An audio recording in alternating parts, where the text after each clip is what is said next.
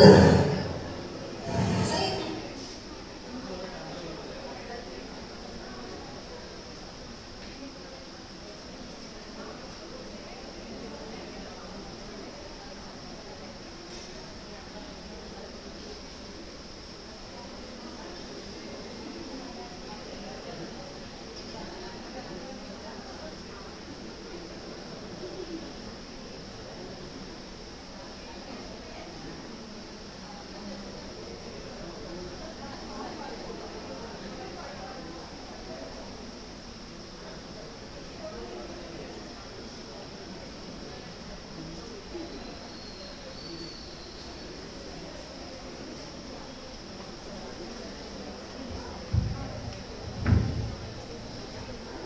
Hello.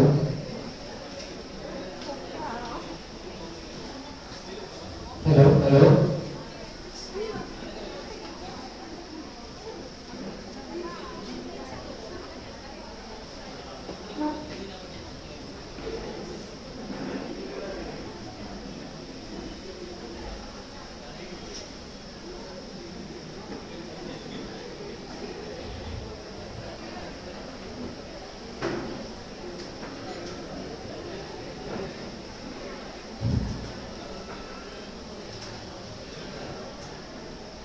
Hello. Hello.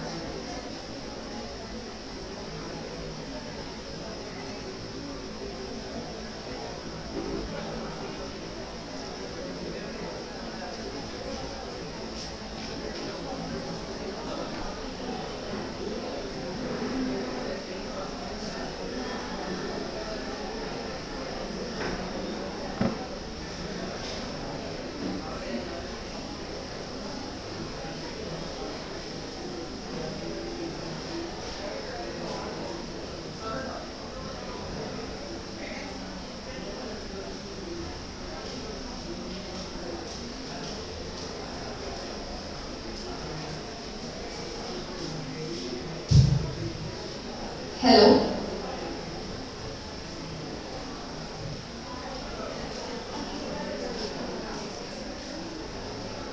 Hello.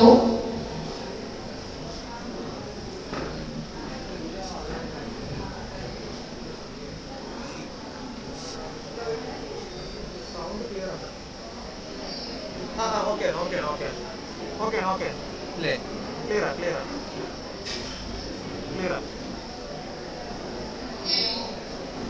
Okay.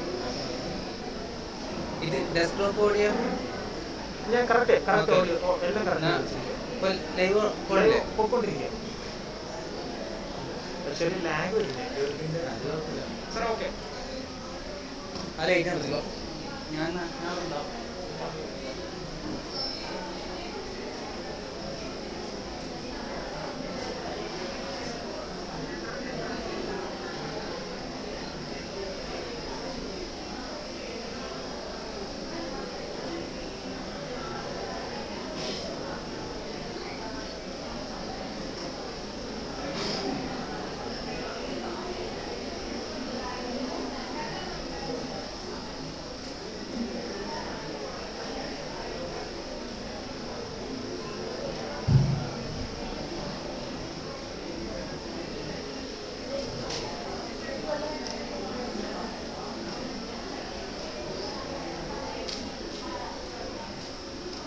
Good afternoon, one and all.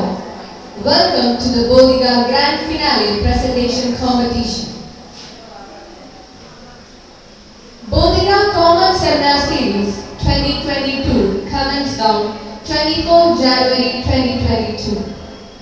From then on, we had presentations on a weekly basis from every department. Initially, we had presentations from every Mondays. Later, it was shifted to Wednesdays. The seminar series was conducted offline, online and in hybrid mode in accordance to the changing pandemic situations. In spite of the changing situations, the presentations have been successfully delivered without any failure for the last 10 months. Finally, we have reached the climax of BODHIKA Common Seminar Series 2022. As a part of the valedictory function to be held on 12th October 2022, tomorrow, a paper presentation competition was arranged. 24 candidates participated in the prelims and gave their presentations at the 3 venues on 10th October 2022. Among them, 12 were selected for today's grand finale. It's our honor to have a panel of 3 eminent judges today. With pleasure, we would like to welcome Dr. Jyoti R., Professor and HOD, Department of Swastharitta, Government Ayurveda College, Punithara. She is an esteemed faculty and physician among the Ayurveda fraternity in Kerala. She had completed her BAMS and earned MD in Prasudindra and Sriroga from Government Ayurveda College, Tirunelveli in 2000. She also did her MD in Swastharitta from Government Ayurveda College, Tirunelveli in the year 2010. She joined to government service in 2003 as Assistant Professor, Government Ayurveda College, Kannur, and has served teaching faculty and clinician in all 3 Ayurveda colleges in Kerala. We welcome you, ma'am.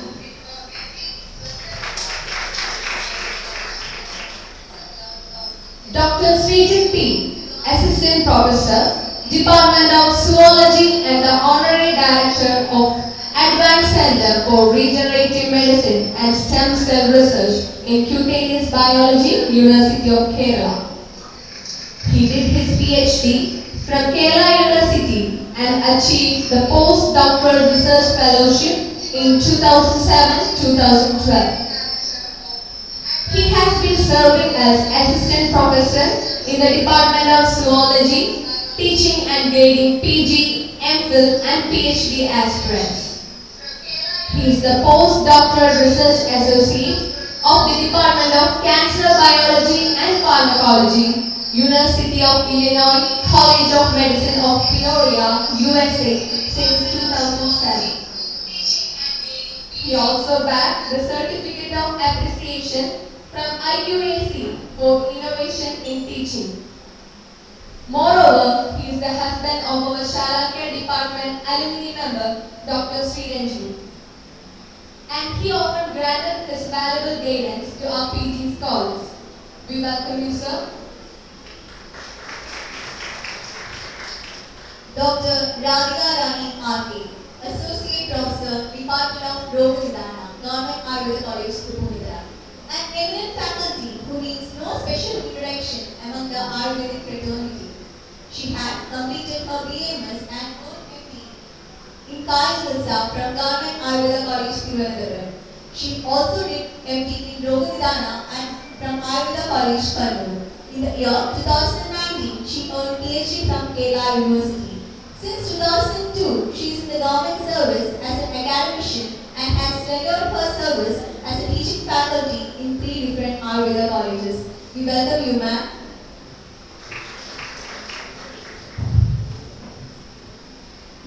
Before going to the grand finale presentation, we would once again like to walk you through the rules and regulations of grand finale PG presentation competition. The general rules are: the candidates will be free to select a topic of their choice. The subject should, however, be closely related to the philosophy and practice of Ayurveda, touching upon its clinical, pharmaceutical, research or educational aspects. The language of the presentation will be in English. The presentation should be strictly limited to 10 minutes. Additional 4 minutes will be allowed for judges' interaction. Contestants who exceed 10 minutes will be disqualified. The PPTs will be operated by the organizer in due time.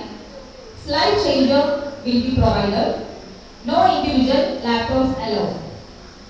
Total number of slides limited to a maximum of 20. The bell will ring once. 2 minutes before the time ends, the bell will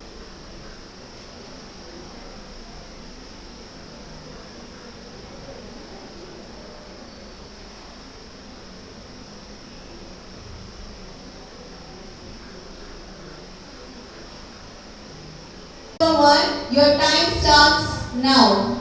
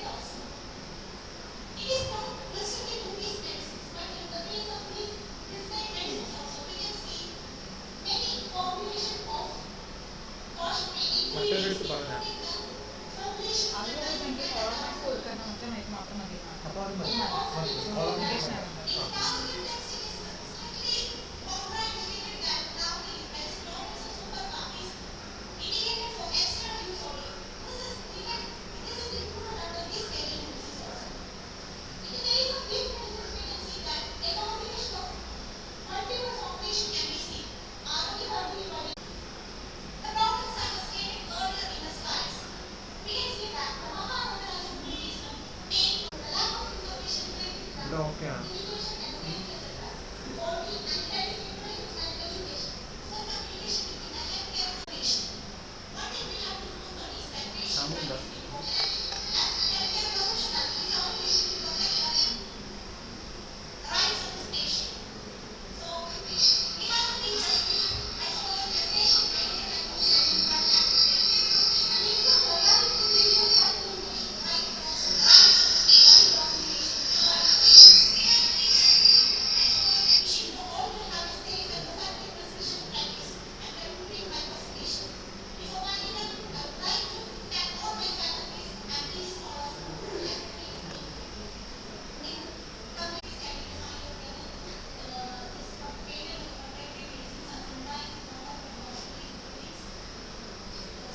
From your findings, what is your suggestion for the future research?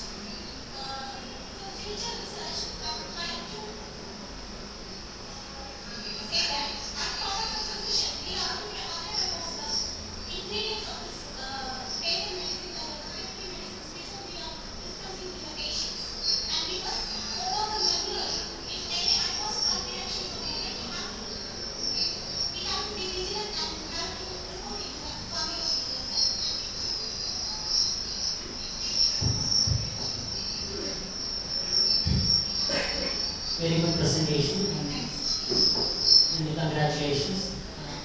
And in your study you have actually taken 100 samples. And initially you mentioned about lead toxicity is important for creating problem in Ayurveda medicine. And eventually you are mentioning about there is drug toxicity.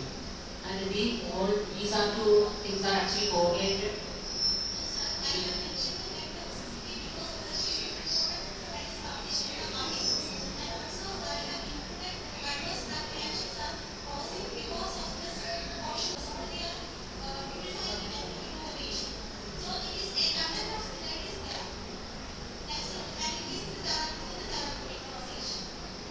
But how then let's say you mentioned about that there is a toxicity there in this particular drug.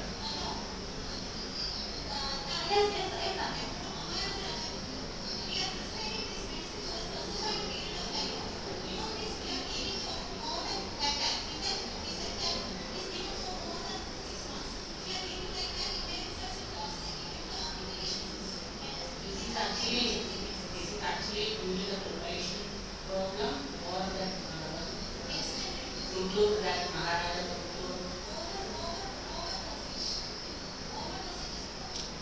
or and let's say my question is what is the take home message related to this particular study?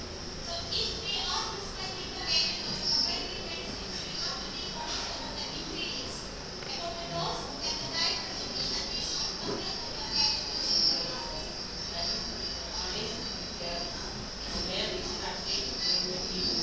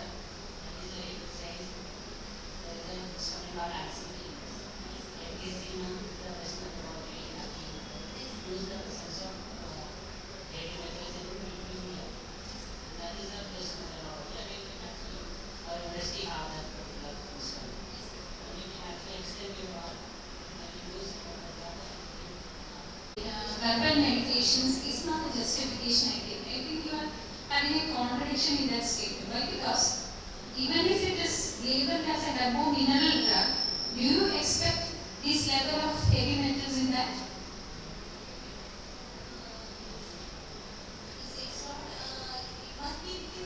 Yes. So that statement is not a restricted within the period of prescribed usage. That is one of the solutions I think which you have to put forward. Which was like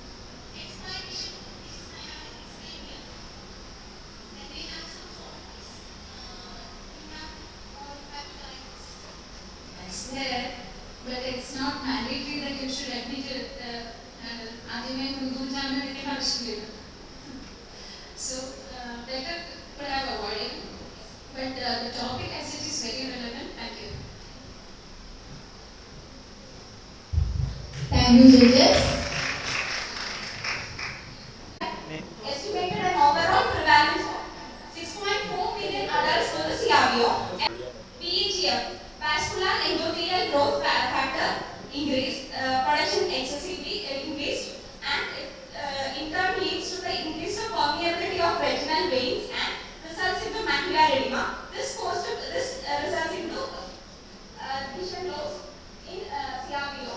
Main diagnostic tools are fundus examination and Srotodushti, Kabadoshadushti and Rasadatushti. One of these factors can be confirmed by signs like retinal hemorrhage, abnormal retinal structure, and loss of integrity of blood vessels and endothelial damage. Moving on to the case, a 36 years old male patient who was a graphic designer by profession, who has a non-case of diabetic mellitus, came to our OPD with a complaint of blurred vision for 4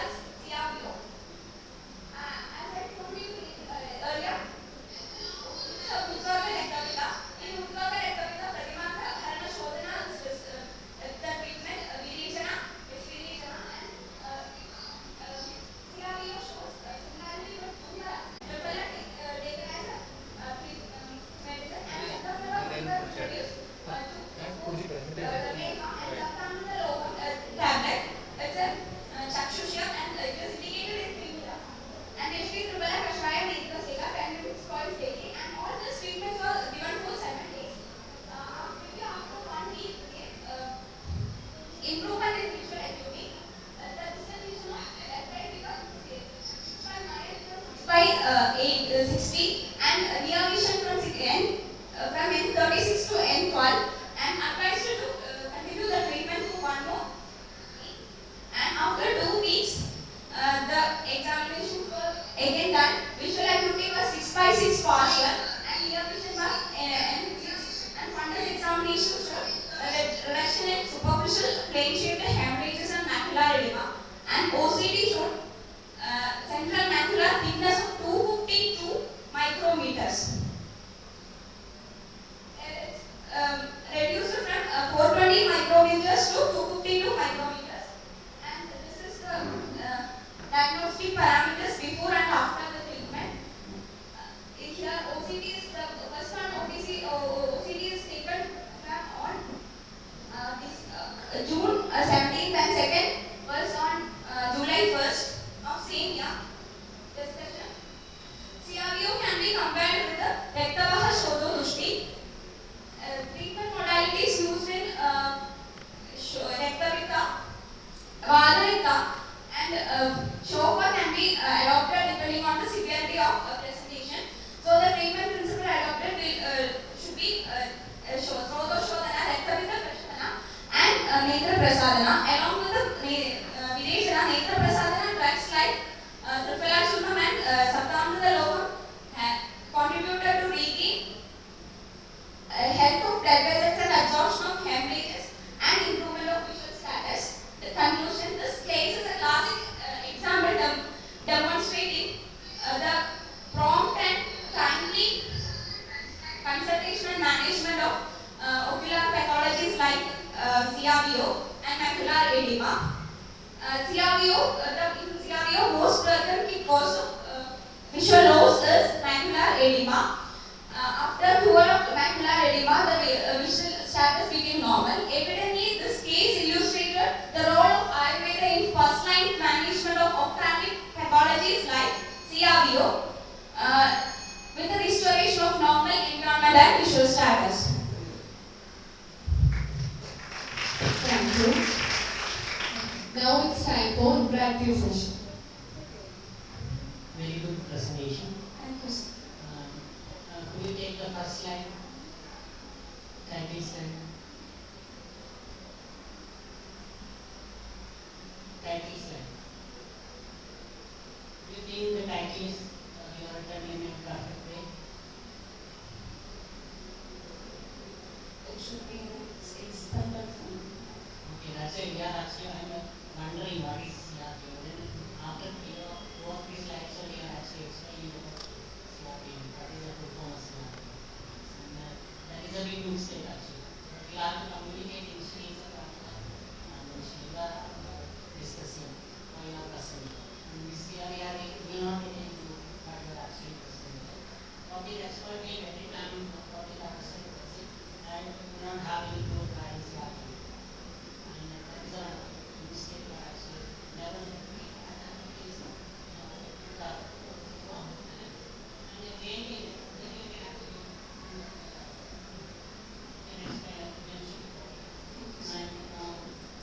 I'm basically talking about now in the like living molecular how the interaction actually in molecular aspect and sensor problem you mentioned about the thickness is actually reduced from 420 to 50 and you are actually using different kinds of drugs for reduction. And what will be the mechanism between the reduction of macular edema from 420? You are looking at edema or what is thickness of that? What thickness you are actually looking at? What is the reduction? It's a macular edema. Okay. What is the mechanism between that? How this is actually reducing? It's a serous fluid content. The edema is of serous fluid and it is absorbed due to purgation and reduction applying medicines like Triphalachurna, Saptamrita Loha, etc. And for purgation we are used Padola Kadorupiniari Kashaya and Avipati Churna. Due to this two complete action of purgation and absorption, the serous fluid got absorbed.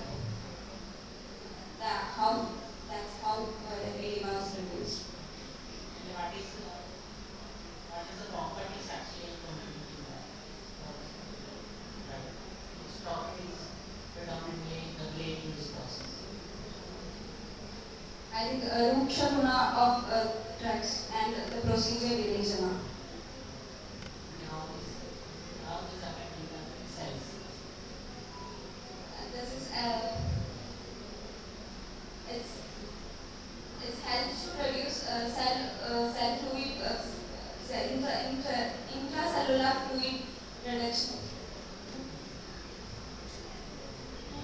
Just because I asked you how to think about this as a biology from my perspective, usually I see the presentation like this type of presentation. I will think about what will be the reason behind that.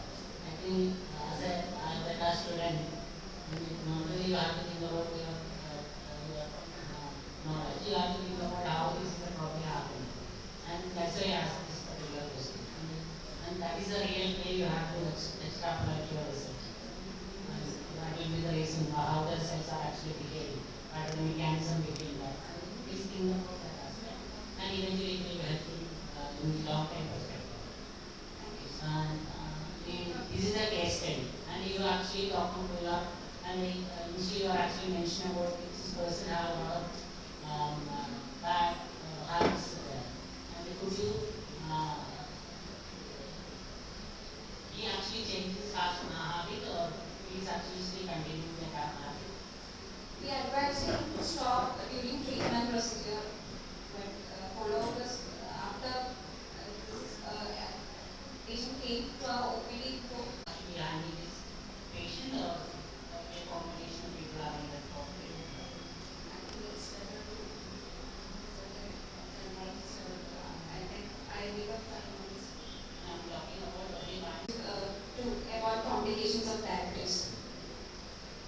Thank you. Thank you, sir. Actually, I wanted to know whether the methodology or the sequence of your slides were properly placed. That's what I felt. Because a case study has, is it have you gone through other case studies reports where how the case has to be presented? First the topic has to be introduced, then the case has to be mentioned, and what happens that the Samrapti and all know which you have before the case is I think should come after. That's what I felt. Because these are not established Samrapti which you told, Beta, Beta and all. These were your assumptions or logical assumptions which you put forward. So they should be given in that sense only. Only those which are, what is meant by CRPO or what the disease is, description about the disease you can state in a brief form. Then the case study, and then what you have done, and then on the discussion part is only you have to put the principles of the treatment. That will be better, I think. Why this treatment was opted? Then only you can substantiate, see the result was due to this particular thought, line of approach. So the Samrapti and the logic behind the selection of drugs, etc. should be mentioned at the end. And what is the usual prognosis of CRPO? In modern description. After anti-VEGF injection, it's cured completely. It will cure. Is there any, as sir was telling, non-recurrence, is there any advice to be given for in modern literature? Is there any? No, in modern literature, no preventive aspects are given. But for us, Pushpa Chikitsa, periodic Shodhana therapies like Nasim, Rekha Motion, Virejana helps to reduce the recurrence. Okay, have you considered diabetes mellitus in your treatment? The person was a diabetic patient, and is this a complication of diabetes? Do you think so?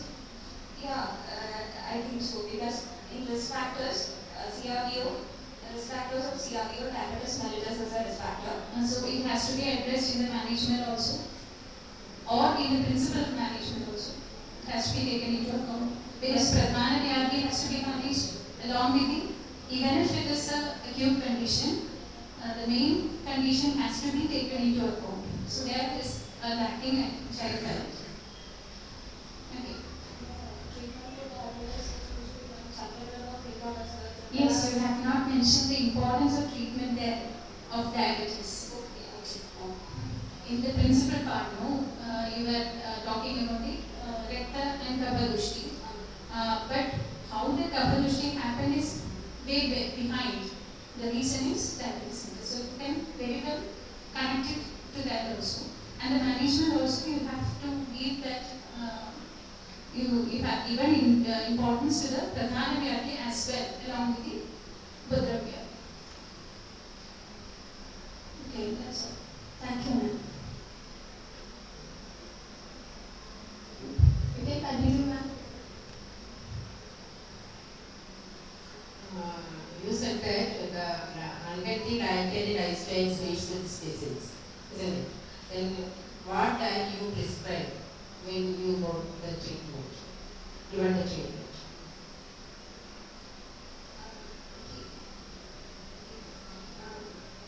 Red rice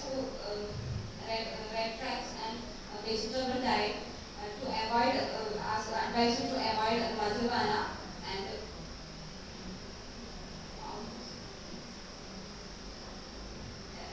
cover with the regimens which is beneficial for diabetes What diet we should breakfast, lunch, isn't it? Yes. What diet you prescribe? The cause is you told it that the unhealthy diet and lifestyle, isn't it? Yes. Then you should stop the that. Then you should start a new one.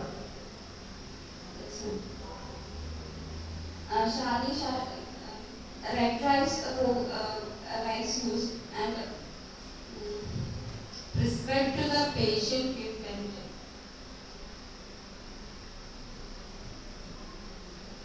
Okay, thank you. Good present. Congratulations. thank you. Thank you, judges. Now, let's move on to the next chess number. I call upon chess number 3. Judges, please note chess number 3.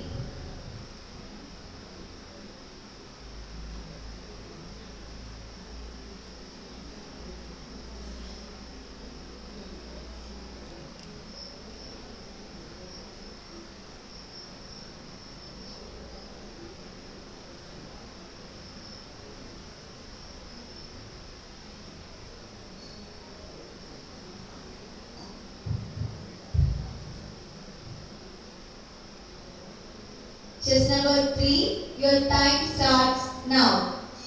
A very good afternoon to one and all. Respected judges, teachers, and my dear friends. Today I am here to unravel a gem which should possibly a potential future of Ayurveda, which was very much part of its past. Microbiome, the past and future of Ayurveda.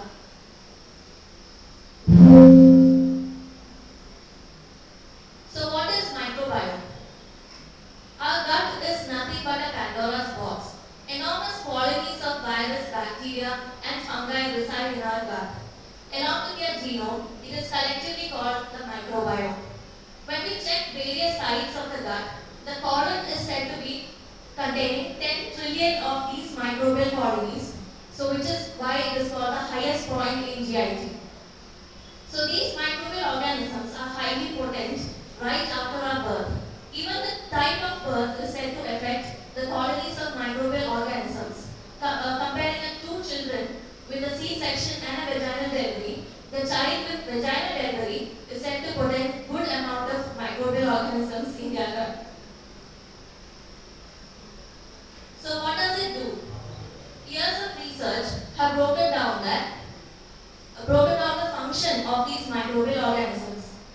So when we as humans provide habitat for these organisms, they return a favor by breaking down whatever goes inside our body, be it drugs or food, into chemicals which decide major processes of our functioning, like digestion, energy homeostasis, metabolism, vitamin synthesis, and even immune function.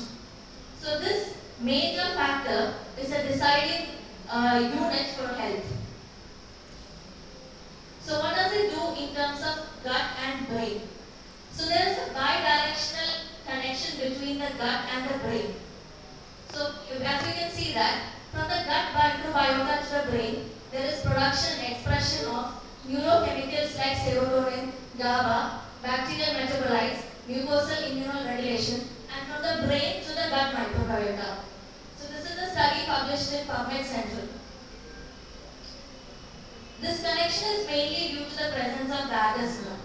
So this interaction of microbiome is a crucial factor for the pathophysiology of neurological diseases. For example, in Parkinson's disease, the primary or the most prodromal symptom is chronic constipation, which most of us miss to notice. So this leads to dysbiosis. If there is a disequilibrium between these colonies of microbial organisms inside our gut, that leads to dysbiosis, which is nothing but a potential threat to human existence. So Ayurveda and microbiome. We have always advocated the enormous importance of Koshta, Agni, or concepts like alimentary tract and digestive fire in deciding the overall health status of a person. So what is that? So this Samavasta that we advocate, this Samakoshta or Sama Agni or even Sama Dosha can be correlated to this disequilibrium or the equilibrium status of the ecosystem of microbial organisms inside the gut. Even the concept of Prakriti. It is now found out that specific colonies of microbial organisms reside in each type of Prakriti. For example, in Kava Prakriti women, more amount of a specific type called Prevotella is more dominant, so that it leads to formation of RA or insulin resistance in the future, which is nothing but what we have studied about Kava Prakriti in our classics. So there is a huge interplay, whether it is Western understanding of medicine or even Ayurvedic understanding. So this microbiome affects hugely on the CNS immune system and in our understanding like Ojas or simply the health, Agni, Ama, Manas, Dosha, Dhatu, etc. So this microbiome can simply be the elixir. So what will be our potential as Ayurvedic practitioners? So this dysbiosis or disequilibrium is caused by, especially in a country like India, where we are so much exposed to antibiotics, where it destroys the probiotic ecosystem inside our gut. And even the added on dietary patterns, we become a population of low immune system or immunocompromised population. So these microorganisms have been extensively studied in the West through a huge project by the US called the Human Microbiome Project. They have been able to get the genomic data of many virus colonies in fields of science like metagenomics and metabolomics. Metagenomics understands what kind of bacteria resides in our gut, and metabolomics helps us to understand what specific function or what specific metabolite they produce so as to affect the function of our body. So in the West, what they do is, after finding out the health status of a person by collecting the fecal samples, they can understand a basic profile of the gut microbiota. And they take fecal samples from healthy donors and introduce into patients suffering from, say, celiac disease or Crohn's disease into their colon through colonoscopy. So when we come down to a country like India, as you can see the status from 2005 to 2015, the non-communicable diseases have been at an alarming rate, even with the presence of Western medicine as our primary care. So the current scenario is that the Western medicine are failing to notice the initial symptoms or triggers which might be originating in the gut, whereas in Ayurvedic understanding of disease, our Samprapti is starting from the Purva Rupa. So their mode of understanding or developing a medicine is developing a single molecule for a single pathogen, and the lifestyle continues to be the same. And oral probiotics might disintegrate in our GIT while reaching the colon. So why not change our ecology of microbial organisms inside the gut and not just develop one molecule for one pathogen? Ayurveda's access to the gut. We have given enormous importance to, like I said previously, digestion, metabolism and gut health. Ayurveda's access to the gut is of key importance. We have never mentioned parenteral route. We have only mentioned routes through our gut, whether be it Virechana or Basti. Interestingly, a study has been conducted in Japan by the Institute of Integrative Medicine Lifestyle Promoting Association.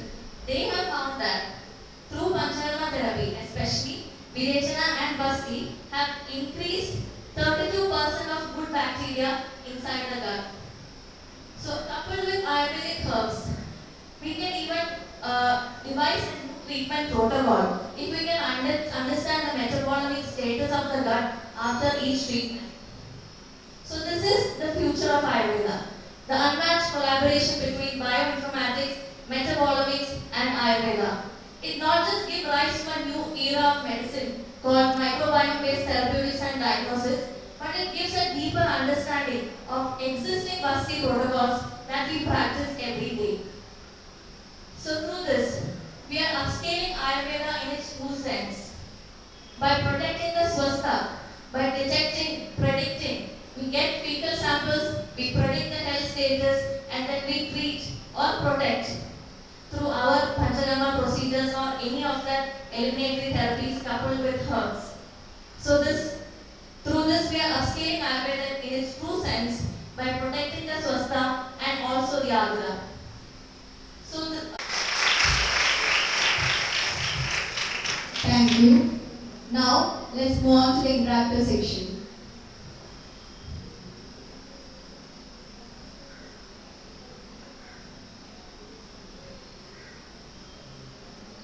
It's a very interesting topic. Thanks for introducing. Then just a few missings which I felt was you would have put the references of those literatures which you have quoted. That is very much essential, I think, in a scientific presentation. You had said it is from PubMed Center. PubMed is just a search engine, no? So with who did the research, you have to acknowledge them also. So then only it turns to be a scientific presentation. Okay, the scale is there, the slides are very neat. This point, because it is not an actually done work, so it is a conceptual work. So it has to be backed up with adequate literature references, and we could have included more references from Ayurvedic channels. That would have bridges which you can get, which is very much there in almost all the treatment scenarios. So that would have added value to your slides, I think. So that's great. Sure, ma'am. Thank you.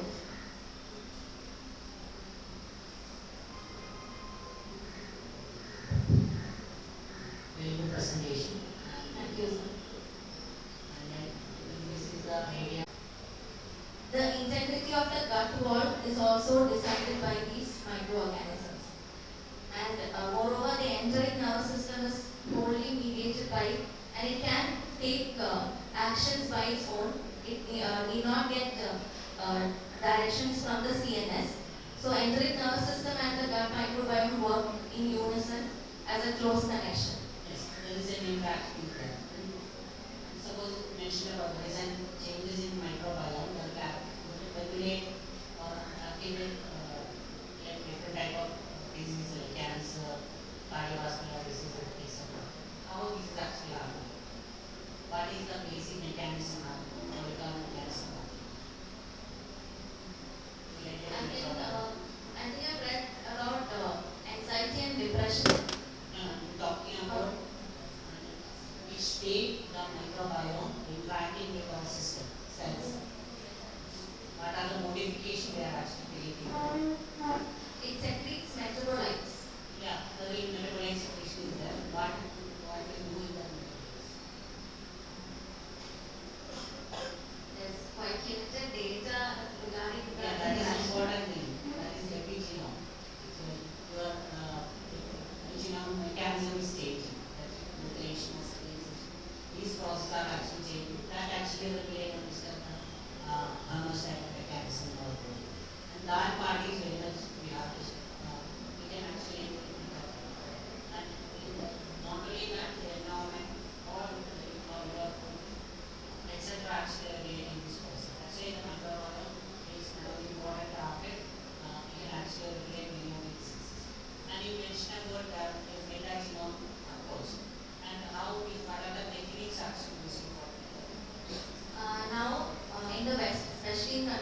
Australia. They use 16 as RRNA. That is the method. That is why we what are the major techniques using to study program. Lot of kits have been provided to physicians to correct people. Microbiome that was affecting gut and gut changes can be affected in skin and dermis. That is another problem. Axis lot of work is actually happening on the web. Thank you. Thank you, sir. Nice presentation, and it's a very future, it's good for future projects, research projects. I think it's missing for is some diets. There are some diets that is mentioned in our Cherias, the Cheria, in Ahara.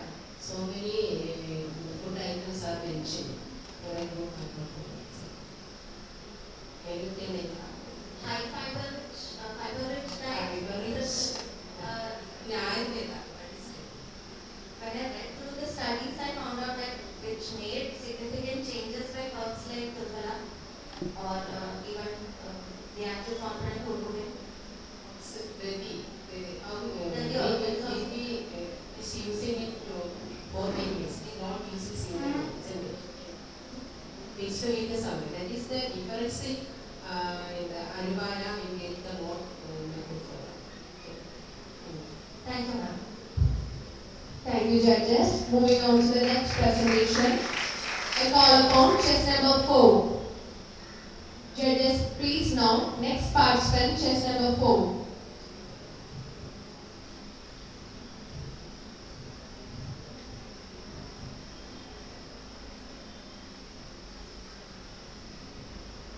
Chess number 4, please now. Your time starts now. Good afternoon to one and all present here, respected judges, professors and my dear colleagues. Before entering into my presentation, let me take this opportunity to seek the blessings of all my acharyas and gurus. Guru Brahma, Guru Vishnu, Guru Devo Maheshwara, Guru Sakshat Parabrahma, Tasmai Sri Gurave Namaha. Entering into my presentation, Ayurvedic management of multiple system atrophy, a case report. Introduction. Multiple system atrophy is a rare, progressive neurodegenerative disorder that comprises a group of sporadic disorders characterized by varying degrees of Parkinsonism and cerebellar, corticospinal and autonomic dysfunction. The average age of onset is found to be 50 years and the median survival rate is 6 to 9 years. And MSA shares most of the Parkinson disease-like symptoms such as slow movement, rigid muscles, poor balance, mild tremors, dysarthria, impaired movements with unsteady gait and loss of balance and also the sleep disorders. Even though the current etiology of MSA still remains unknown, various researchers have proved that there might be an inherited component or the involvement of an environmental toxin in the disease progression. The diagnosis of MSA is done by brain MRI and by observing the symptoms. The accurate clinical diagnosis is based on a careful medical history and neurological examination. And there are 3 types of MSA. First one is MSA C type, that is multiple system atrophy cerebellar, and MSA P type, multiple system atrophy Parkinsonian, and combined one. Ayurvedic view. Based on the clinical manifestations, we can correlate the MSA to Kampavata. And Kampavata is described under Vadhajananamajvyadhi by the Acharya Charaka, and it is defined for the first time by Acharya Madhavakara by the name Vekpadu as Sarva Anga Kampaha Shidaso Vekpadu Samnita. And the symptoms of Kampavata can be referred as Karapadatala Kampa, Stampa, Cheshta Sangha, Vakvikriti. And Bhasparajian has also added Deha Brahmana, Nidra Bhanga, and Madhikshina along with these signs and symptoms. By analyzing the dosha predominance, we can compare the Kampavata can be a Kapha Avrita Vada condition. This is a case report of a 57-year-old male patient who have came to the OPD with complaints of low balance and frequent falling tendency along with the speech difficulty, tremor, blurred vision, unsteady gait and snoring during sleep since 1.5 years. And on taking detailed history and neurological examination, and based on the MRI reports, it was diagnosed as a case of MSA type. The patient had history of diabetes mellitus and dyslipidemia, for which he was taking the allopathic medication and was kept under control. This was the treatment protocol that we have adopted. The patient was admitted in IPD, thorough blood investigations were done, and given both Shamana Aushadhis and the Panchakama therapies, and the total duration of the treatment period was 47 days. These are the Shamana Aushadhis that we have given to the patient. Kalyanagam Kashayam, which is prepared from the same Kalyanagam Kalpana Yoga and is found to have a neuropsychopharmacological activity and an antioxidant property. Shadharana Gulika, which is indicated in Amashikara Vada condition, and for removing the first Amatva stage, we have given initially. Ekanga Virasa, which is mentioned in Bhaishyaji Retnavali, Pakshakada Adhikarana, and Dhanathanayadika Shaya, along with Shira Balapailam, 101 Avarti we have given, and Dhanathanayadika Shaya is mentioned in Sahasra Yoga, Vata Yoga, and Shira Balapailam as Savanga Dhara, which may create a nervous impulse in the brain through a sudden reflex action on the skin. And Jigva Leva we have done with Kalyana Valeha Churna plus Brahmi Swarasam plus honey. And Kalyana Valeha Churna is mentioned in Bhaishyaji Retnavali, Swarabheda Vyaya. And Talapurushu we have done with Vaistapana, Sabhyastapana, Eshki Madhu, Panchigarika Churnam, Amalaka Churnam, Somalata Churnam, and Takram. Abhyanga, Kshiraduma and Nasya. Abhyanga we have done with Mahanarayana Tailam and Nasya with Rasa Deshmolakhanam, which is specially indicated for Shirakampa. And Shirodhara using Mahanarayana Tailam, Shirupiju with Mahanarayana Tailam plus Shirabala Tailam, and Matravasti with Rasa Deshmolakhanam. Karnapurana with Shirabala Tailam, Ashodhanam using Jivangyani Kridam, and Shamana Snehapana with Panchagirya Kridam, that is Kapahartva in nature. These are the assessment we have got. We have got really subjective criteria. Trauma, before treatment, bilateral trauma in the upper limbs, and after treatment there was marked reduction of tremors in the bilateral upper limbs, and gait, it was unsteady gait with falling tendency due to loss of balance, and after treatment he was able to walk with head straight and without support, and speech, he got a slurred speech, and after treatment he improved speech with better pronunciation, and sleep was disturbed and reduced. And after treatment, it became normal, sound, and continuous sleep for 6 hours. Coming to the discussion part, MSA is a rare neurodegenerative disorder without any effective treatment for a complete cure. So the objective of the treatment should be to improve the functional ability of the patient, thereby reducing the signs and symptoms and also slowing down the disease progression. MSA resembling Kampavada in its signs and symptoms has got Kampavada initiation.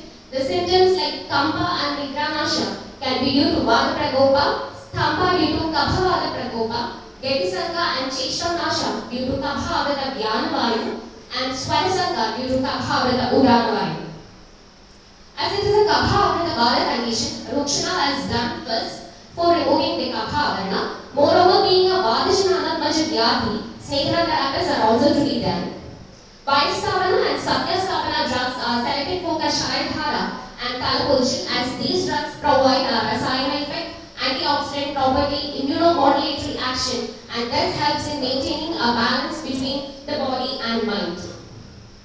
Satyasthavana drugs have their direct effect over the mind, followed by indirect effect over the neuromuscular system. Shirodhara and Shirupiju, mentioned among Mudhini Taila, as highly beneficial for brain, nerves, and other sense organs, and also provides good sleep. Jigvanekha with Kalyana Malika Shurna yields a better result in dysarthria, as the patient was able to pronounce the words with better clarity. Thus, a multimodality treatment in the form of Panchakama, along with the Shamana Aushadhis, yields a better result in this condition.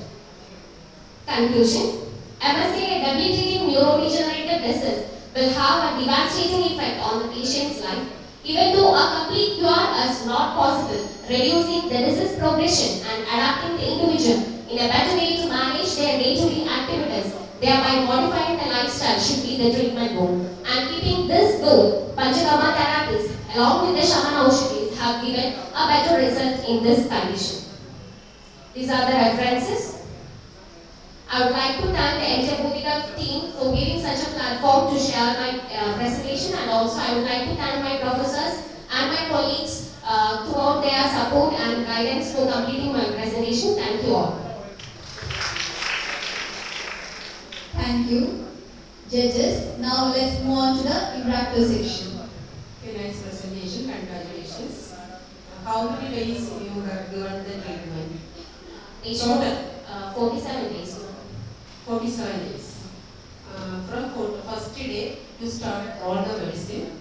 So initially for the 3 days we have given the Gandhava Hasadi Kashayam like that Ava Bhajana, and then from the 4th day we have started the Panchagama therapies. Internal medicines. Yeah, internal. From the 3rd day, you started all the internal medicines. No, from the day of the admission we have Kalyana Kashayam. So many medicines, Punagata, everything is there. Yeah. I am asking you, every medicine from 3rd day. No, ma'am. Depending upon the condition, we have started. Initially, we have started giving the. Shouldn't.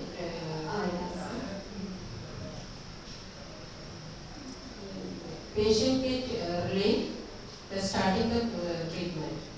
No, ma'am. After Udbhatana and Kashaya Dara, after completing the Kashaya Dara, we have noticed some mind changes in the patient. Okay, thank you. Thank you.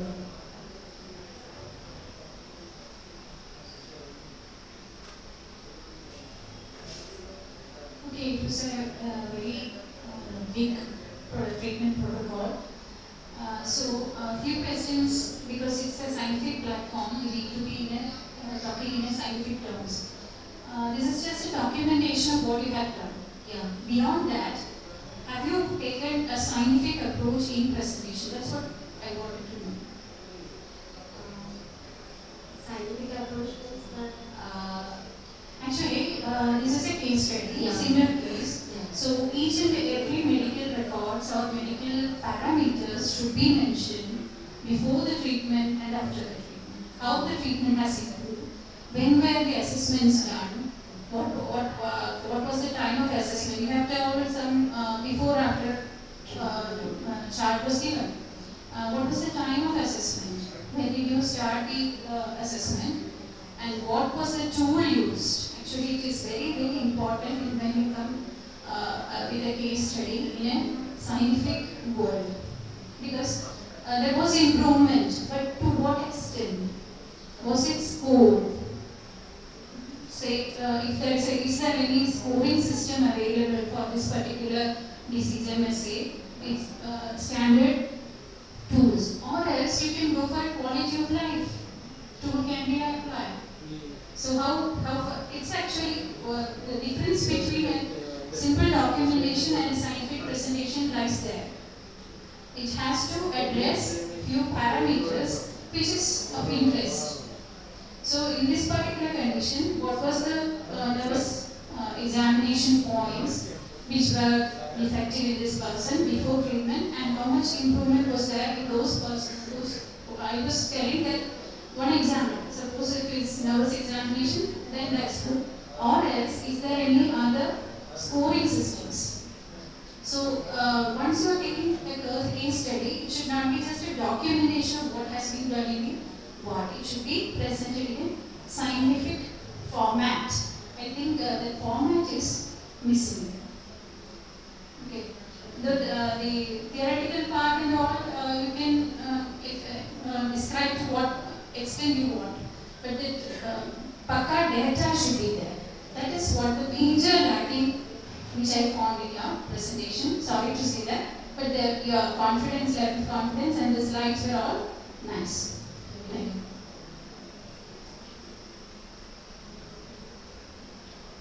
Very good presentation. And thank you for your nice way of presenting this in an area where a lot of things has to be done in Ayurveda. I just want to know that continuation with Madam is actually mentioned. And your outcome you are mentioning about the changes in this speaking and there is a very big quantity that which only very MRI. Why you are actually moving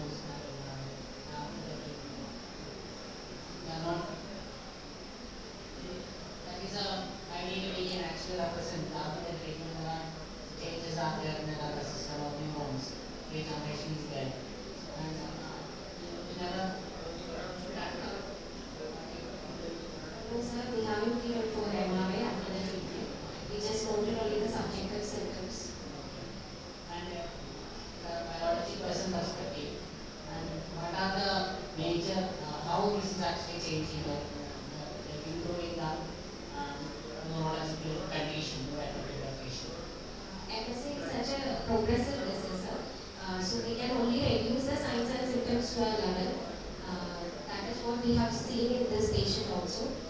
His functional ability and his day-to-day activities have improved a lot after treatment. Suppose you are actually planning to continue this study in the molecular perspective, and what are the problem thing you are actually looking at? Depending upon his condition now, we can do the treatments both internally as well as externally. We can do the treatments.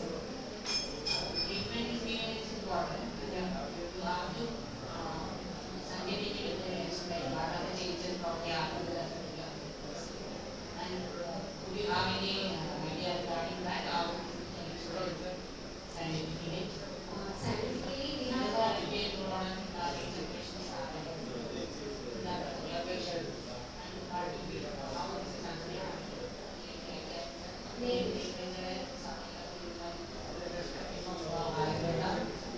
Most of the studies have shown that if we are giving such drugs, it may have a nerve regeneration property, and also the progression of the disease can be reduced.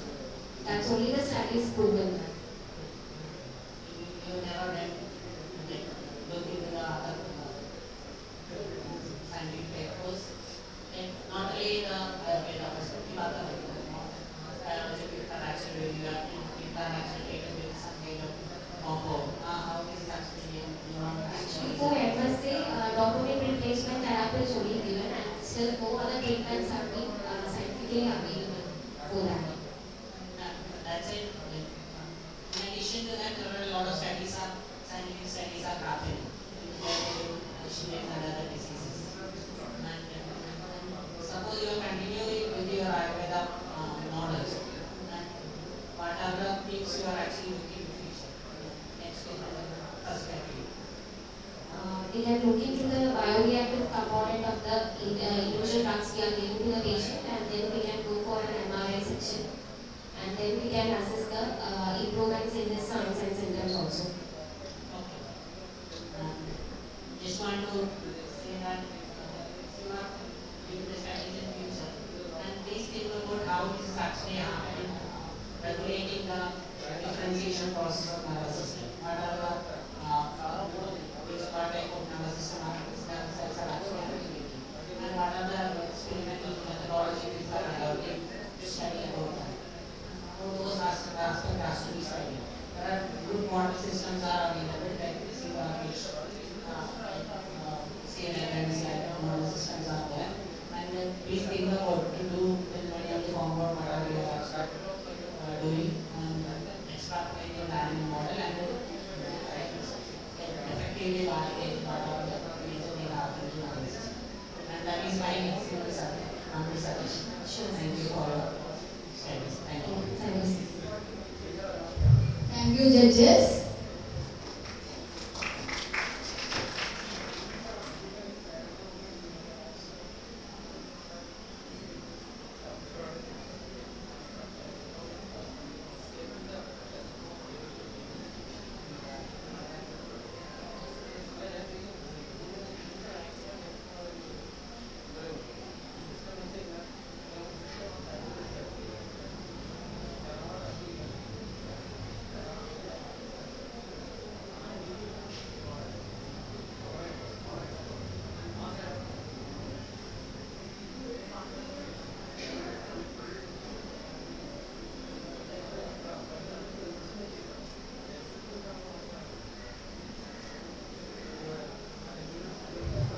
Next, I call upon chess number 5. Judges, please note chess number 5.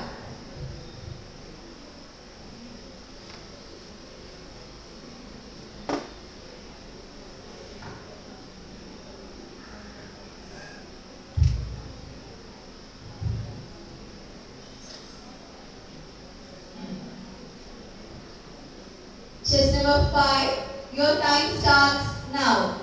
A very warm welcome to one and all who presented here, respected dignitaries, teachers, and my dear friends. Today, my topic of presentation is aligning epigenetic to Ayurveda and its role in the society. As I will present the topic by taking you through this end section. Let me start. Before jumping into the topic, let's remember Newton's third law of motion. Every action has an equal and opposite reaction. This is the basis of epigenetics. Whatever one does in life, knowingly or unknowingly, ultimately affects the expression of genes. I am going to talk about what is epigenetics, its relevance and role in the samskara. What is epigenetics? Epi means above or beyond. Epigenetics means beyond genetics. Epigenetics is the study of how your behavior and environment cause changes in the way the gene works. Epigenetic changes are reversible and do not change the DNA sequence. Its relevance. Ayurveda is the science of life. Its principles and treatment modalities have endured over time. And it's high time to understand Ayurveda's fundamental concept from contemporary point of view. In order to create as much as evidence as Ayurveda lags far behind in scientific evidence. Epigenetics is one of such approach to explore the principles of Ayurveda. The concept of Dincharya, Trivijaya, Trividahetu can be explained through the concept of epigenetics. The Garbha Samskara that consisting of two words, Garbha and Samskara.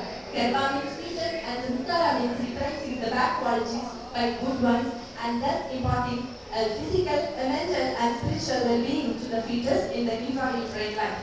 And it can be considered as Ayurvedic way of epigenetic programming. It will be discussed later in the session. The epigenetics and genes. Epigenetics is the interaction of gene with the environment. It can be considered as phenotype and it is called as Deha Pragati, and genotype can be considered as Janma Pragati according to Ayurveda. The genes are the small sections of DNA and DNA is the blueprint for building the body. The DNA gets copied to RNA and RNA goes outside of the nucleus to the protein factory to make different proteins.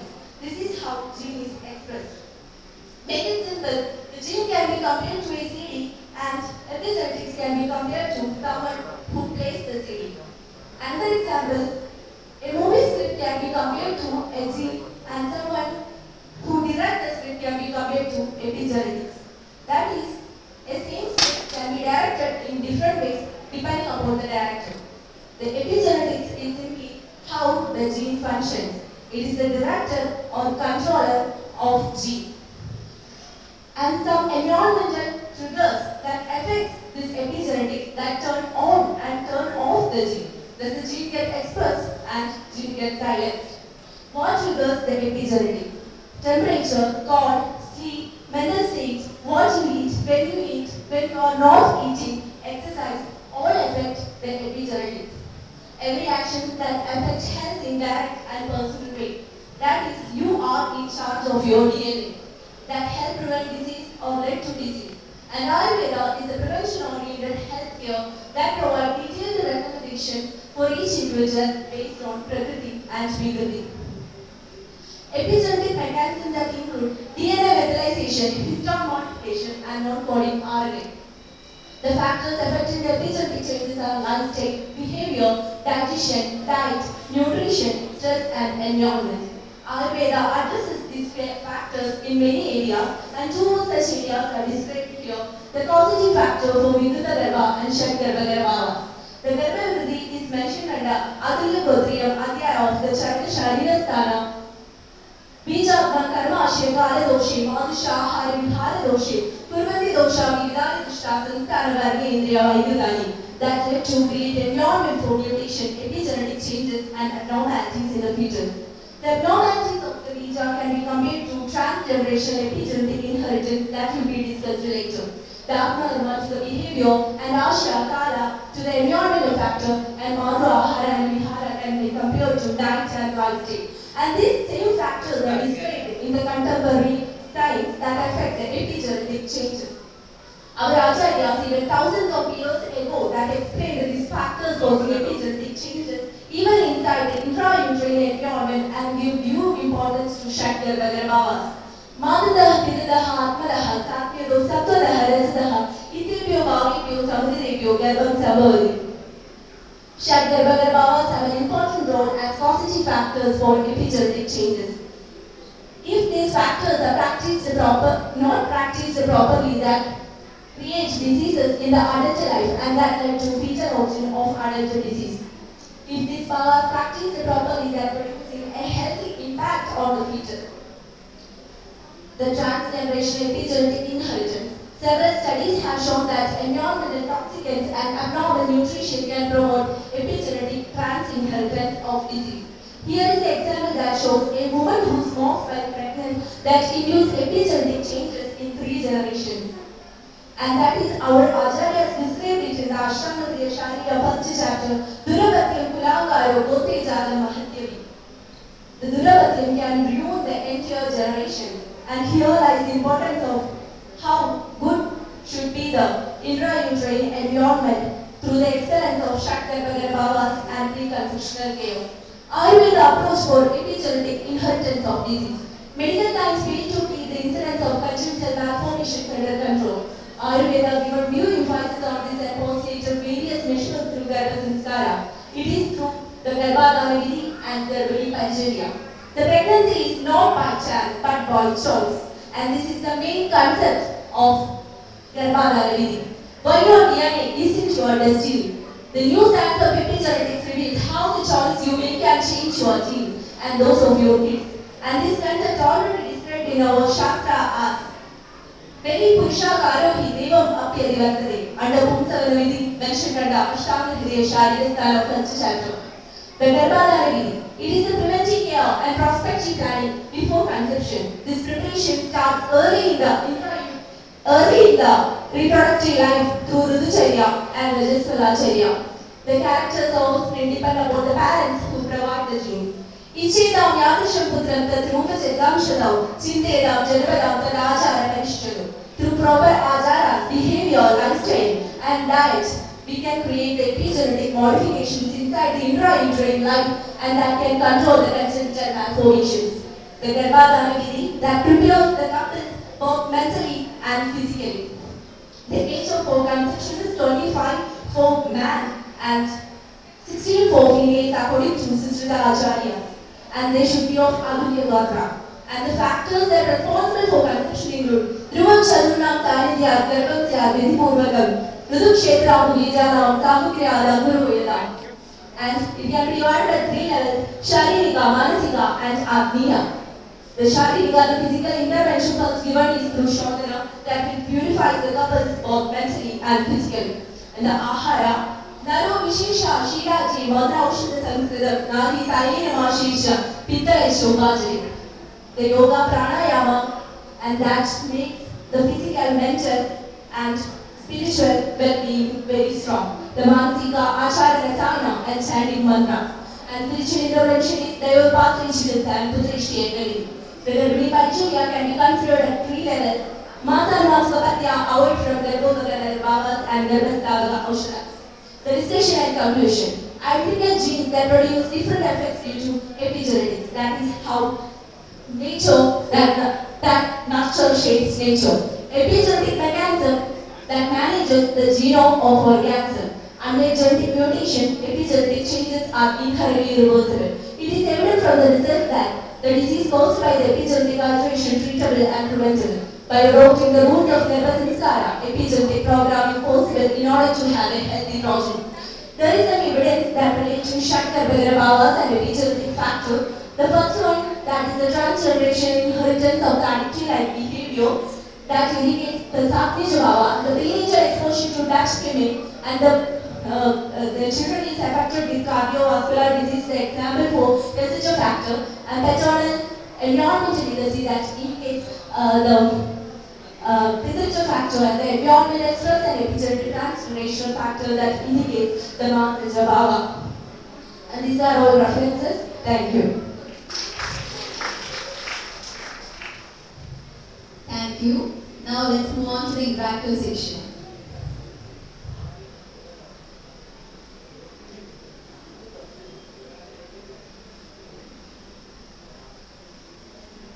Nice topic and nice presentation. Congratulations. Thank you.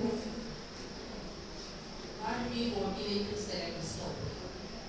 Because our Ayurveda that lacks scientific evidence. In order for the scientific evidence, we have to conglomerate with the contemporary science. And through make more our science evidence-based.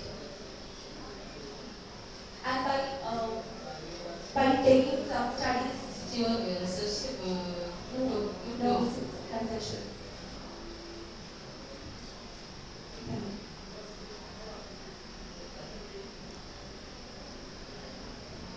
And good topic you selected and another topic that was mentioned. Suggested discuss your mind where you mentioned yesterday with the changes and how strongly can we intervene your science your study perspective. My study perspective, epigenetics. See, thank you for the question, sir.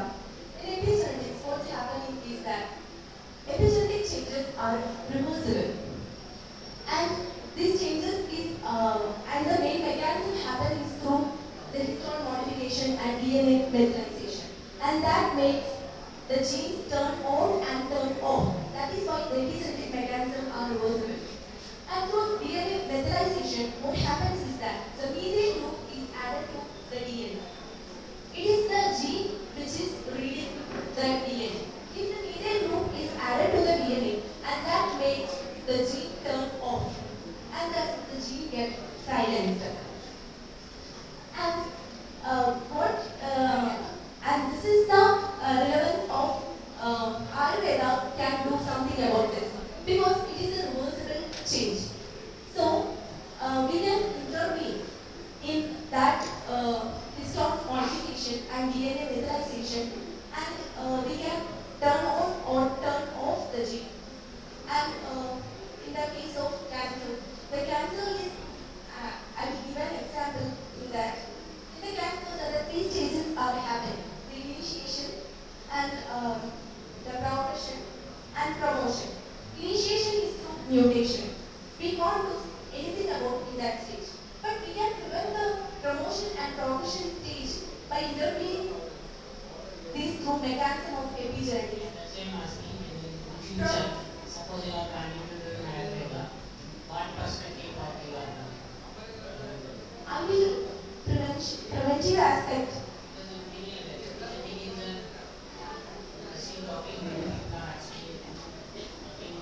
So much about that, and your Ayurveda perspective, your area, what are the possible areas you can actually explore that genetic communication can do? Okay, there are several studies we can do. That is how our drug is acting upon these 3 stages. How this is actually important. And through some lifestyle modifications and dietary corrections, and all the factors that affecting our. Suppose you are taking a drug, and what are the methodologies you are actually adopting to identify epigenetic modification? The drug and epigenetic. You are planning to propose a study, and you have a drug with you, and you want to study about epigenetic modification in a particular disease. And what are the methodology approach you are actually performing? Actually, we are lagging. We are not. Suppose means we have to do a genetic engineering research with that because we don't know how this DNA methylation or histone modification is occurring. So by combining with genetic engineering, and we can do this drug how this is acting.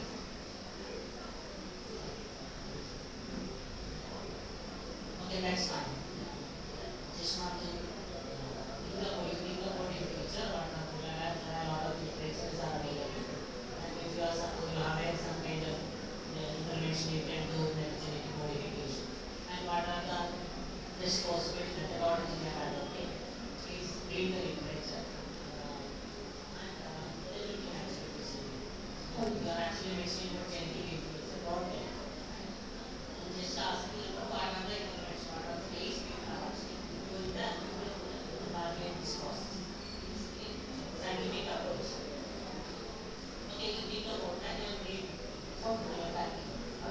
Thank you.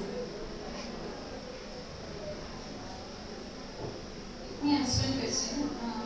Epigenetics do not change genetic. Yes, that do not change the DNA sequence. Sequence, okay. But what you told later is it can provide transgenerational epigenetic inheritance. Yes. Inheritance means it has to be there. Like, is it that it is not in the gene but the expression of gene only? It is only expression of the gene. Yes. That means it is reversible. Yes, it is reversible. Then everything is not. If a person does all the strict regimen and give birth to a child, and if the child is not abiding with these lifestyle modifications which was expected to produce a specific epigenetic change, then it will be reversed. Is it so? In that child. The mother, A is the mother. Mother does all the regimen to produce a progeny with this inherited epigenetic inheritance. What you have to do. But if the child, when he grows, as he grows up, does not abide with the stipulated things, is he about to get loss of the benefit of the mother's regimens? That's What nice. because it is a reverse, you told it is reversible. That's what I was telling. That's a nice question. Actually, what we are, the concept behind the transgeneration epigenetic inheritance is that we can prevent the congenital anomalies. And Yes, by preventing congenital anomalies, some of them are gene related. So it should have some effect on the gene of the progeny that you have to state. Because if the Pumsavana can change or influence the sex of a progeny, that means it's not just expression of the gene. Essentially, there is some genetic change happening. The research has shown that the 5% of the hereditary change we can't do with that. Yeah, But still that statement is somewhat controversial. You have mentioned at the beginning that it's not producing a change in the gene. Then why should a mother spare the time to get a good progeny, which is not sure whether it will be continuing or not? In the intra-human life, there is a chance for this transgenerational epigenetic inheritance. And by adopting the lifestyle and all, we can modify this change and can lead to a good progeny. I think I just ask one question. A person is diabetic, inherited diabetic patient. If he or she adopts successfully adopts a regimen through which she gets a progeny which is not having the gene which she had been defective of, do you expect that gene to be present in the progeny also without the disease?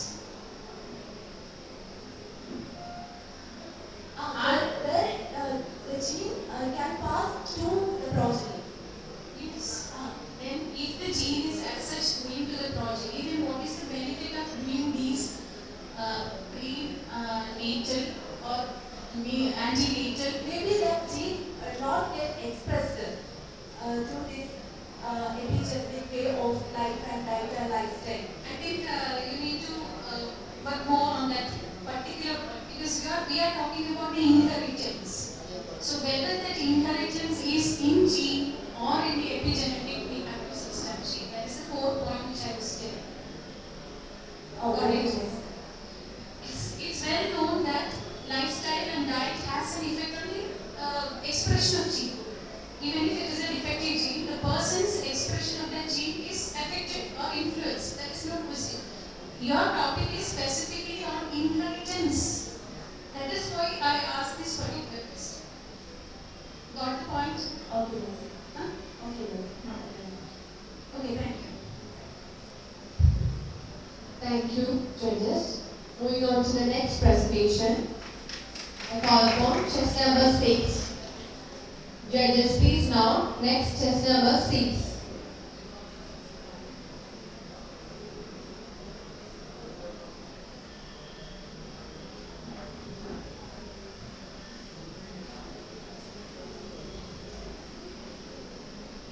Chest number 6, please note. Your time starts now. A very good afternoon to one and all. Today I am going to present a case report on management of husband disease in Ayurveda. Before going into the actual case report, let me introduce you to the topic of discussion, that is husband disease.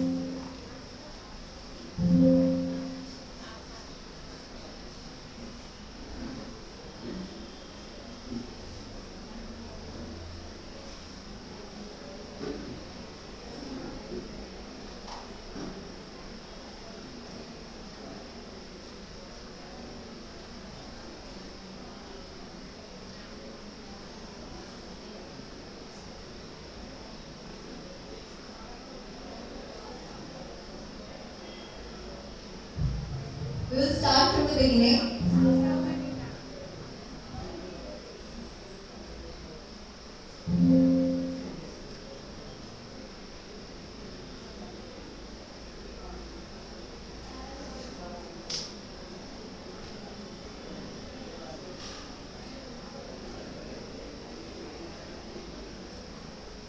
Okay, chest number 6. Your time starts now. Good afternoon. Today I am going to present a case report on Ayurvedic management of husband disease. So before going into the case report in action, let me introduce you to the topic of discussion, that is husband disease. Husband disease or congenital intestinal ganglionosis is a birth defect which is characterized by the absence of neuronal ganglion cells from a portion of the intestinal tract, most commonly the large intestine. It can extend proximally to a variable distance. The incidence of this case is 1 mm every 5,000 live weight. So what happens in this condition is the stool which passes very normally through the intestine until the part where it lacks the neuronal ganglion cells. And in that area, the stool will obstructed and stagnated to produce the symptoms. So the main signs and symptoms that can be seen in this disease is constipation or intestinal obstruction that is usually appearing shortly after the birth. So early signs can be taken as a failure to pass meconium within 48 hours of delivery, and late signs can be taken as constipation, emesis, abdominal pain and distension. So surgery to prick this ganglionic bowel towards the anus is the only treatment that could be done in modern science. Moving into the actual case report, a 7-year-old male child born as the second child of non-consanguineous parents presented with the complaints of severe constipation since birth, which is also associated with complaints are irregular bowel habits, irregular appetite, occasional pain abdomen, painful stool evacuation and intense fear of toileting activities. He had a history of delayed passage of meconium that is after 48 hours of delivery, and since then child is only able to pass stool once or twice in a week, that too in a little quantity with the help of either laxatives or suppositories. The stool is passed out in the form of pellet-like, and the profuse house will often seen as traces of liquid and pasty stool in the child's underwear. Modern consultation was taken and they diagnosed it as short segment husband disease and advised for surgical correction. So in order to know the possibility of better management of this condition in our science, child got admitted in our IPD. Now here is a clinical examination findings which shows vital signs and anthropometric measures were within normal range. On examination of oral cavity, tongue was not cautered and dentation was normal with dental caries present, and on abdominal examination on inspection, abdomen was mildly distended with no visible abdominal mass. And on auscultation, there was no bowel sounds heard, and on palpation, there was mild tenderness, that is grade 1 tenderness over the left iliac fossa, and on percussion, we found dull nodes over the left hypochondric region and tympanic nodes over the upper abdomen. Rectal examination was done, which was found to be empty. And moving to the investigations that have been done in this patient, hematological values including the total blood count and the thyroid profile were within normal limits. And X-ray body minima was done, which shows short segment narrowing at the junction of middle and distal 1/3 of rectum, measuring approximately 9 mm in length, with mild dilation of descending and transverse colon, which suggestive of short segment husband disease. And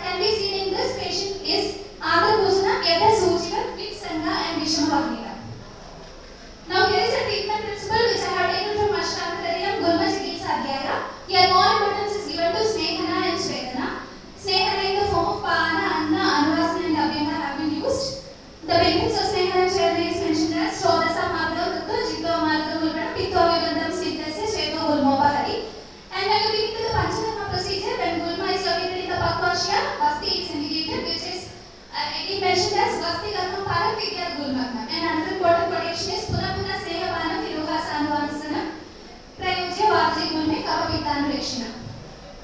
Moving into the treatment that is done in this patient, every medication. First week started with Ashtachurna, which is mentioned in Gulma Chikitsa Adhyaya, along with Dalimadita, which is mentioned in Panduroga Adhyaya, selected as it is Muda Vadana Gomana, along with BODHIKA-Gov, which is from Ashwa Chikitsa, which is having an indication in Vipanta and Gulma.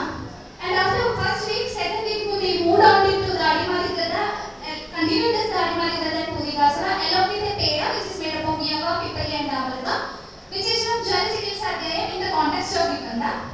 And from 3rd to 6th week, we continued Dalimadita along with the pair with an add of Gandharasa, Shira Rashaya, Palizeti. External treatment throughout the period done was Abhina with an Akshadi Thaila, Avgaha with Vagahara Siddha Jala, and Navi Biju with Vipagyani Thaila. Now moving into the major treatment that is done before in this patient, starting with Matra Vasti with Vipagyani and Vasana Thaila. Treating the Vada and Lomana as Vipagyani is having the property of Vada, Vaksha, Vinitaha and Moda Vada and Loma. We started with a dose of 30 ml for the first day and for the second day 50 ml. As the child was very comfortable with the procedure of Vasti, we started to increase the dose. And next we started with Shira Vasti in such a manner that dose was increased from 100 ml to 350 ml in a successively in a period of 15 weeks. So 350 ml was approximately the maximum dose that can be given for a 7-year child. So Shira Vasti was done with Shira Rasaya, Pipalyari and Vasana and Sumara Gada. Shira Vasti, we know it is a Mrita Shodhana Vasti that can be used for Shodhana in Sumaras. After the 15 days of Shira Vasti, we moved on to Yoga Vasti pattern of Sneha Vasti with Pipalyari and Vasana and then the Mulari Kashaya Vasti for 8 days. And the Mulari Kashaya Vasti is taken because it is having a special action in Koshta and Bukhi Shula and Gurda, Vipanda, Gulma, Grahini and Budota Rogas. So after 8 days of Yoga Vasti, we next moved on to the Mustadi Rajayapana Vasti. It is Sadhya Balajanana Rasayana and for an improvement of general health in the child. As it is also indicated in Gulma, Udavata and Bukhi Shula. Mustadi Rajayapana Vasti, total 9 number is done.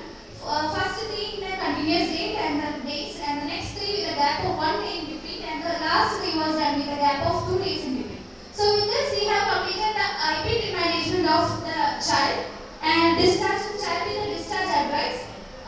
For the first 7 days, we have advised to take a Rasayana, which is made up of Haja Amla Sita Mamsa Rasa, Dadi Masara, Dhanyaka, Nagar and Gada. And after 7 days of this Rasayana, we advised to the Sukumara Shira Rashaya and Sukumara Gada for internal administration. Now moving to the assessment of the case. Case was assessed by external constipation score 32 constipation scoring system. Before the score was 19 out of 30 and now it has 4 out of 30. And here is the general improvement which is seen in the patient just after the treatment, that is, child is more active, playful and more socially interactive. There is no episodes of fear towards the toileting activities. Improved appetite with intake of all meal and timely intake, no foul smelling bowel or flatulence, no staining or soiling of undergarments, improvement in body weight of about 1.5 kg. And this is a follow-up after 1 month of treatment. After 1 month, child is able to pass a sufficient volume of stool every 1 to 3 days. There is no episodes of pain during evacuation or abdominal pain. No need for laxative assistance, no soiling in the undergarments, and there is no concurrent water medication used during this period. Now here is the photographs of stool which is passed during the period of treatment. And here this photograph shows the stool which is passed during the morning hours before the administration of Vasti. And here again I am attaching the primary investigation report which shows a 9 mm narrowing in the rectum with short segment Hirschsprung disease. And here is a follow-up investigation after 1 month of the study. There is no evidence of focal narrowing or transition sound in the rectum as mentioned in the previous study. So with this I conclude my case presentation by saying that Hirschsprung disease can be very well managed in Ayurveda by simply sticking on to the Chikitsa principles which is mentioned in our classics. Thank you. Thank you. Now it's time for graphic session.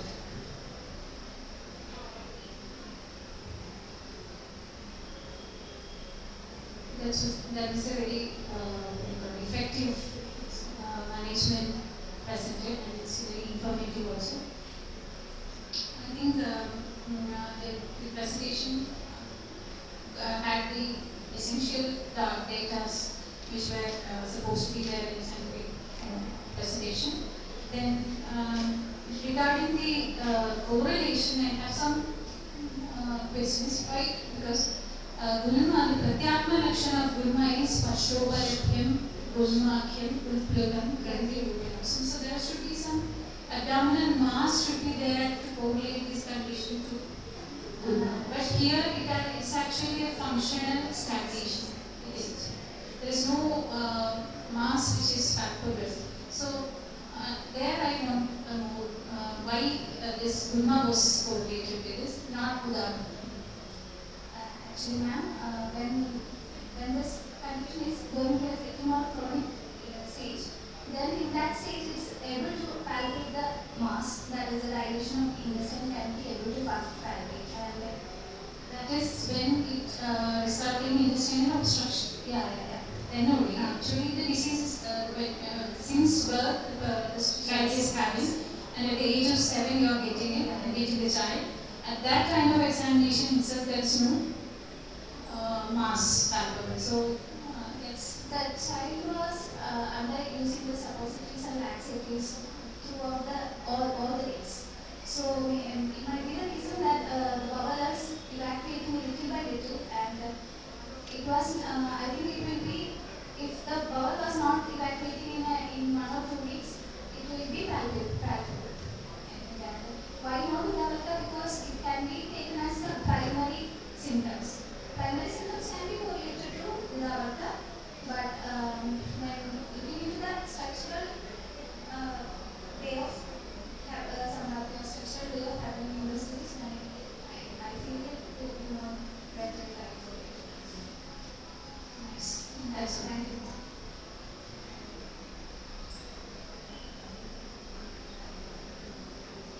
Nice talking with nice presentation. Congratulations. From these findings, what is your suggestion for the further research in our area? In this case also, I will be suggesting to take this protocol of treatment once in a year to keep the Other researches? Yes, further research. I think we need to study this Gulma Chikitsa and considering Udavata all in this protocol, and we need to do researches in this coming researches. Thank you. Very nice presentation. I just want to know that you are doing the treatment protocol. And what about the dietary protocol? You are drastically changing the diet, whatever they are actually consuming regularly before the treatment. What are the changes they have?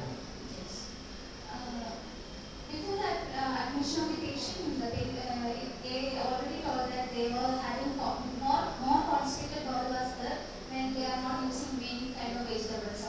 Maybe if they are taking more chapati or more rice only, they are always having more constipation, and they feel relief on taking vegetables, fruits, etc. So we planned the diet in such a way that we included a lot of vegetables, and we added yava. Yava is something which create bulk. So we modified our diet by including that kind of things that increases the bulky output of it. You think the dietary intake today can be? No. No? And your protocols are so important for us. Okay. And do you have any slide with what are the previous diet and the after diet? No? Actually, what are the diet we regime they are got actually the using? We got the result actually from our university university. After starting Basti in a few days, within 5 days, we got a result. That is due to medication. It not diet change No, will not happen. diet is having a major role in forming the bulk of the stool, and along with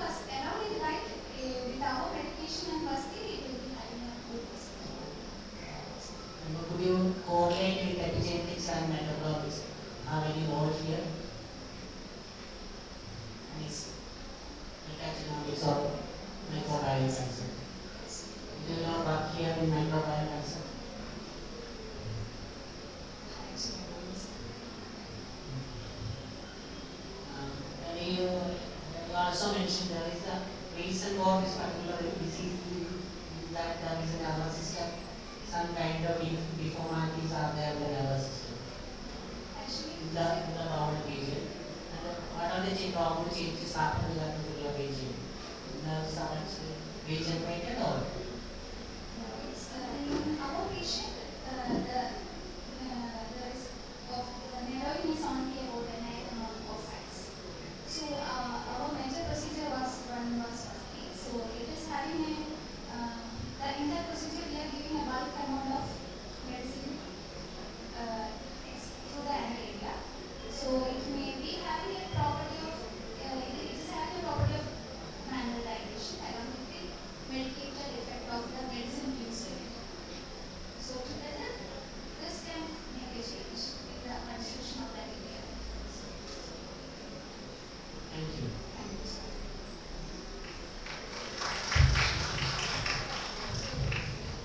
Thank you, sir. Now, let's move on to the next chess number. I call upon chess number 7. Judges, please note chess number 7.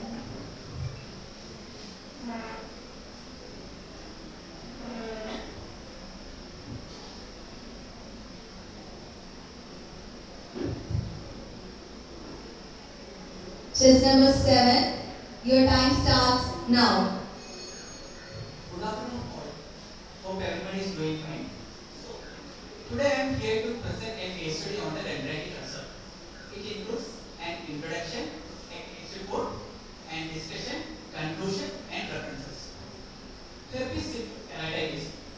It is a popular manifestation of herpes simplex, which mainly occurs in two ways. That is, first one is through the primary infection in which acute follicular conjunctivitis and keratitis will occur. Usually, these are self-limiting in nature, but the virus travels up to the trigeminal ganglion and establishes them for the latent manifestation. These viruses periodically reactivate and replicate because of the precipitating factors such as exposure to the ultraviolet rays, physical and mental exhaustion, intake of systemic steroids, and result in the secondary infection, that is the recurrent epithelial keratitis, which shows the symptoms such as redness, pain, photophobia, reduced vision, and tearing. In signs, it shows three distinct patterns. First one is the punctate epithelial keratitis, second one is the geographical ulcer, and third one is the dendritic ulcer. Dendritic ulcers are the typical and most common lesion of the recurrent epithelial keratitis. It shows an characteristic branching lesion with bulb-like terminals that stains with the fluorescent dye. It also shows an reduced corneal sensation. Coming to the case report, a 48-year-old male patient complains of severe pain, redness, photophobia, and diminished vision of left eye for 1 week. On primary prostate examination, an opacity was noted at the inferior cornea of the left eye, and the patient was sent for the slit lamp evaluation and visual acuity assessment. On slit lamp evaluation with the fluorescent staining, identified the presence of the branching lesion, suggestive of the dendritic ulcer. And the visual acuity of the left eye was 6 by 60 for the distant vision, and it was 60 for the near vision. So this is the picture taken on the first day when patient come to the OPD. Here you can see the characteristic branching lesion with the bulb-like terminals that stains with the fluorescent dye. And it's also not near to the pupil, and it's only 1 in number. Patient is a known case to allergic and also have recurrent skin disease. Coming to the rest of the patient, Tosha involved is Pitta, Damu is Teta, and Prakriti is Vanapetika, Yogita is Madhya, and Prabhakara is Prata. By exploring the signs and symptoms of the dendritic ulcer, it can be compared with the Sabranashukta of Acharya Susula, which is a rectal vyadi, or Shadashukta of Acharya Bhakada, which is a Paidika vyadi. Acharya Bhakada in Ashtanga Uttarasthanam said that Pittam Krishne Alva Krishtau, Shukam, Toda Asudavadan, Chitva Tajak Chaneti. Acharya Susula also explained about the prognosis of the ulcer by analyzing its nature. There he said that Krishne Samipe, na Bhaveti Yacha, na Chasa. Bhavide, that's Bhaveti Yacha, Nachavagaram, Nachasam Savini, Abvedyavan, Chayutma Shukam, Sasiddhi Makrodi Darashte. So, almost all these features are satisfied in this case. So, it can be taken as a good prognosis. And the active stage of corneal ulceration is characterized by the hyperemia of circumponeurosis and some degree of iritis and vascular congestion of the ciliary body and iris. So here, Rekta Pranahara, Shokahara and Rekta Prasadana treatment is followed. Coming to the Samprati, by explaining the Nidana of the Agaduja Vyadi, Acharya Bhapada in Sutrasana 4th chapter explained that Bhuta Isha Vayu Agni, Shata Bangradi Sambhava. Here, Bhuta can be taken as the virus and it will result in the infection that is the Rekta Pitta Koma. And because of the improper Agni and the Dapagni, normal dosha bhaga won't occur. And the dosha will remain in the linavastha and it will manifest over the Rekta Dapagni. And because of the precipitating factors, there occurs an Pitta Koma. And this Pitta then manifest over the Krishnagada and result in the Bodha, Asu and Radha. While explaining the treatment of the Shadashukra in Uttarasthana, Acharya Bhapada said that Doshamane Roga Shukreshu, Sritya Ruksha Varavidam, Pittam, Kodam, Asit Stravo, Vega Segadi Chekshade. He also said that Tristravat Parinam, Pakkam Shara Shukram Ridam Pipe, Sirayam Hare Rektam, Jalogasa Gautra, Siddhena Uppara Kalmudi, Raksha Esti Vidariki, Sasidena Ajapaisam, Sejanam Saridena. So here we started the treatment with the Snehapana, followed by the Rekta Moksha and the Shiraseka. As a part of treatment, first we given Mukadi Gutta as Vidavaka with milk for 3 days, and Rotakshira Vasta as Ega for 3 days, and Rota as Sana for 3 days.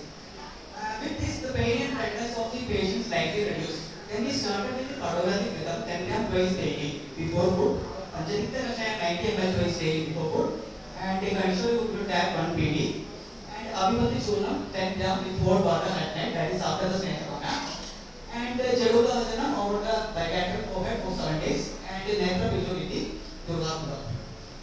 On its next visit after 7 days, the pain, redness, photophobia reduces considerably, and there was also mentioned the branching also. Here you can see the branching lesion reduce little bit, and the patient was on follow 2 weeks, and this was the picture taken on the 17th day when patient comes to the OPD. Then you can see the lesions is reduced little bit, and by the end of the 24th day, lesions is completely cured, and the vision of the referee was 6/9 for the distal vision, and it was N6 for the A vision. So this is the before and after treatment. And the first day you can see the typical branching lesion with the blood-like terminals, and by the end of the 24th day, almost all the lesions are cured. After 1 month, patient is reported to OPD and he was completely asymptomatic. And the symptom evaluation states negative for the corneal ulcer and the opacity. Although the signs and symptoms are relieved completely, the dosha still remains in the linavastha. So, in order to enhance and protect the value of the patient is advised to follow an Achabana, followed with the Vireshana and Rasayana Chikitsa. Coming to the discussion point, dendritic ulcers are formed because of the herpes simplex virus. It shows a characteristic branching lesion with the bud-like terminals that stains with the coroscinite. Since it occurs over the corneal epithelium, it can be taken as a Savana Shukla or Shana Shukla, which is mentioned in the Ayurvedic logic. Acharya Sushruta mentioned about the prognosis of the ulcer by analyzing its nature. In this case, almost all those features are satisfied, so it can be taken as a prognostic one. And coming to the Chikitsa, Shadashukra Chikitsa of Bhapada Acharya is taken in these cases. And we started the treatment with the Padolati Rhythm, which is a Vaidika Pitta Shamana in nature, followed by Panchadikta Kashaya, which is an anti-inflammatory Pitta Shamana, and Kaishwari Ugrutap, which is again a Pranahara and Shokahara property. Then Jaduka Vajarna of the bilateral forehead. By explaining the cervical side of the natural rogas, Acharya Sushruta said that it should be placed over the Banasika or Abhaka or Lalaka. Coming to the conclusion, all the cornea is vascular in nature. When explaining the treatment according to Ayurveda classics, it is taken as the rectal hair treatment is followed. It is because while explaining the embryology of the Krishnagada, Acharya Bhapada in Ashtanga Sangraha said that Asujala Krishnagadam Tat Madhujam, that is, Krishnagada or Krishna lobes are mainly because of the rectal origin. So any corneal ulcers or any corneal diseases can be taken as rectal treatment, and for that Jaruga is the best option. And in this case, we have got an additional additional importance can be given to this case. In this case, because closures are in the main avastha, in order to enhance and increase the bala of the patient, we can go for the Rasayana Chikitsa. In the case of modern, it is not. They are using actually steroids. And coming to the Ayurveda, they have gotten positive in the treatment that we can go for the Rasayana Chikitsa also. This is the references. Thank you. Thank you. Now it's time for interactive session.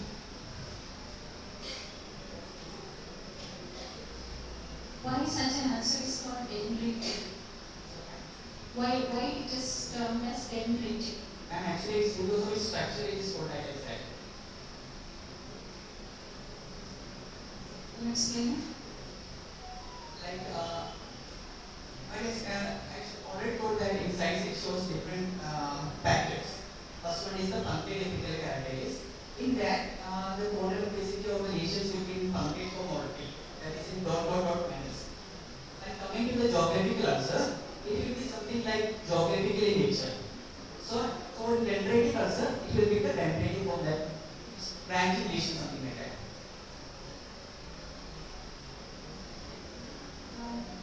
Coming to the, I'm not a person very much busy your concepts, but an ulcer which precipitate, common logic, an ulcer which precipitate when the Rogi Bala goes down, can it be attributed to Pitta alone?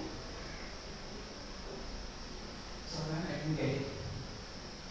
There is no direct causation for immediate precipitating cause for this particular ulcer to form. No? It is the reactivation of the virus when the immune system of the person goes down. You have even much importance for enhancing the immune status of the patient, Rogi Bala, during follow-up also. So can you say that a disease which aggravates or come up when the Rogi Bala goes down is due to Pitta or Pitta alone? In this case, are you asking about this particular case? Okay, so in this particular case, actually the patient is working in a hotel. So he is exposed to the heat. Actually, I am asking about the conceptual part which you have to. Actually, I didn't get what you are asking.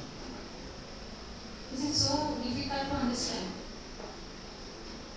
A person whose Agni Bala, whose Rogi Bala goes down or Sharira Bala goes down will get a disease means, is it due to Pitta Dushti alone? No, ma'am. That's what I was asking. You are giving treatment to improve the Sharira Bala. So you are giving some importance to yet another Samprati which you have not considered. That's what I was asking. Actually, it's not only the Pitta which is involved. Agni also involved in this case. Okay, so whenever Bala is considered, we can say that Agni is the main factor which affects the Bala. If Agni is in normal case, whether it is a Dhatu Agni or Jatra-Agni, the Bala there occurs the proper Dhatu Parinama and it will affect the Bala. So along with any dosha, in this particular case it is a Pitta dosha, and whether in any dosha, Agni also has to be considered. Question is still unanswered. The Bala is there, not the Agni. It is from your slide that I got the idea that you are giving more importance to the Rogi Bala. Casualties. And after that only, otherwise it will affect the normal vision of the patient.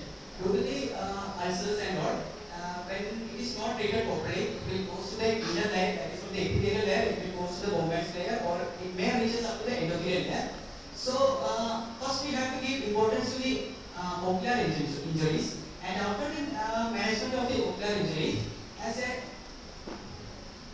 I think we are deviating from the topic. It was very specific to your topic, but now the discussion is going far because the time is very limited. That's why I'm interfering. Sorry. Okay, that's all. a good presentation. Congratulations. The patient had a history of allergic asthma and skin disease. After treatment, was it cured? So ma'am, actually I'm not, actually I give advice for the patient to have Ashapana, Greshna and anti-Sanchilisa.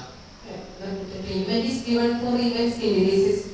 Panchatikta, Kashaya, everything is given for that also. Isn't it? No ma'am, actually that's what I told.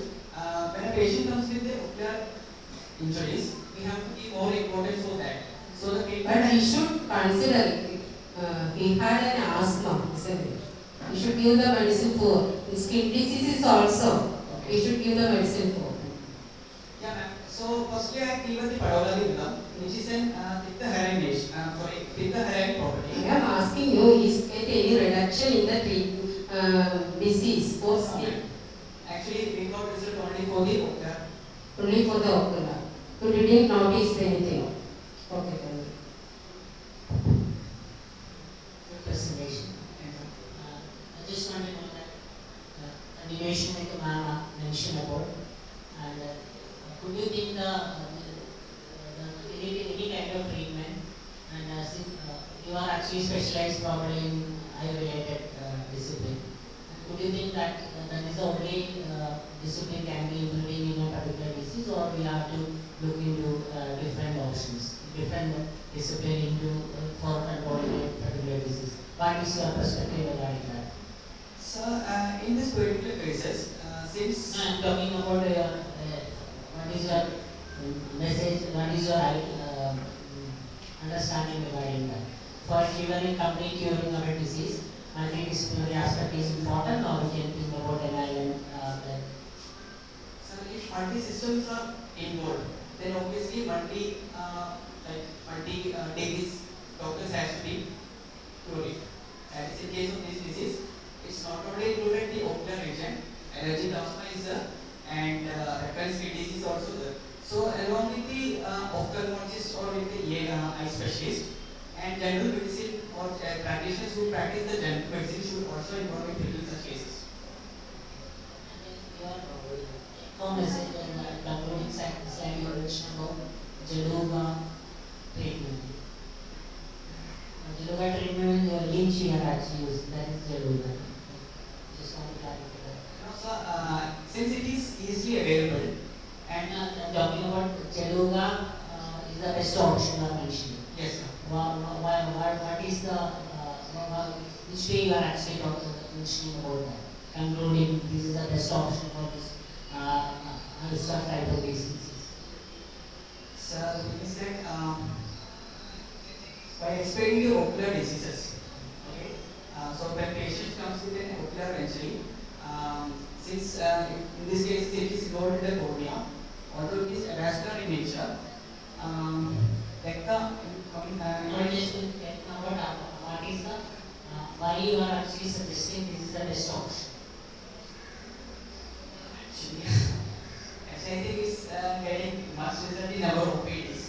So actually, what is the reason behind that? What is your perspective regarding that? Okay, so normally Jaluga, that is the leech, when applied over a particular area, it will show result up to the Pancha Angula. That is according to Ayurveda, Pancha Angula, like that to Pancha Hasta, it will be showing the result.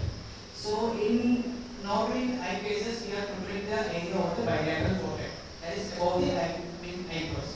So if Jaluga is placed over the eyebrows, it will show an result up to the orbital area completely.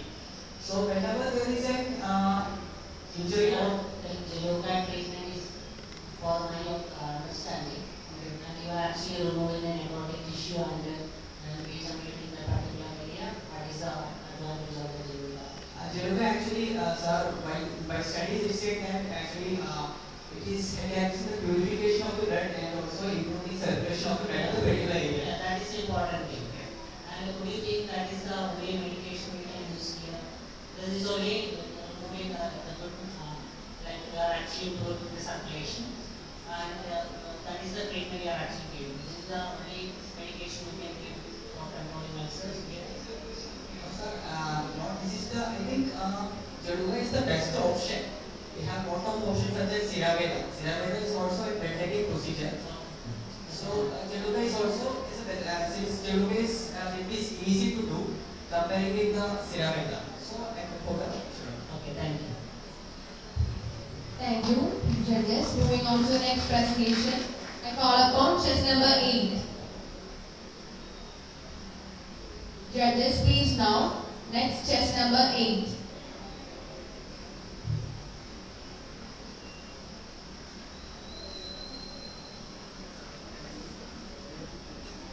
Chess number 8. Please now. Your time starts now.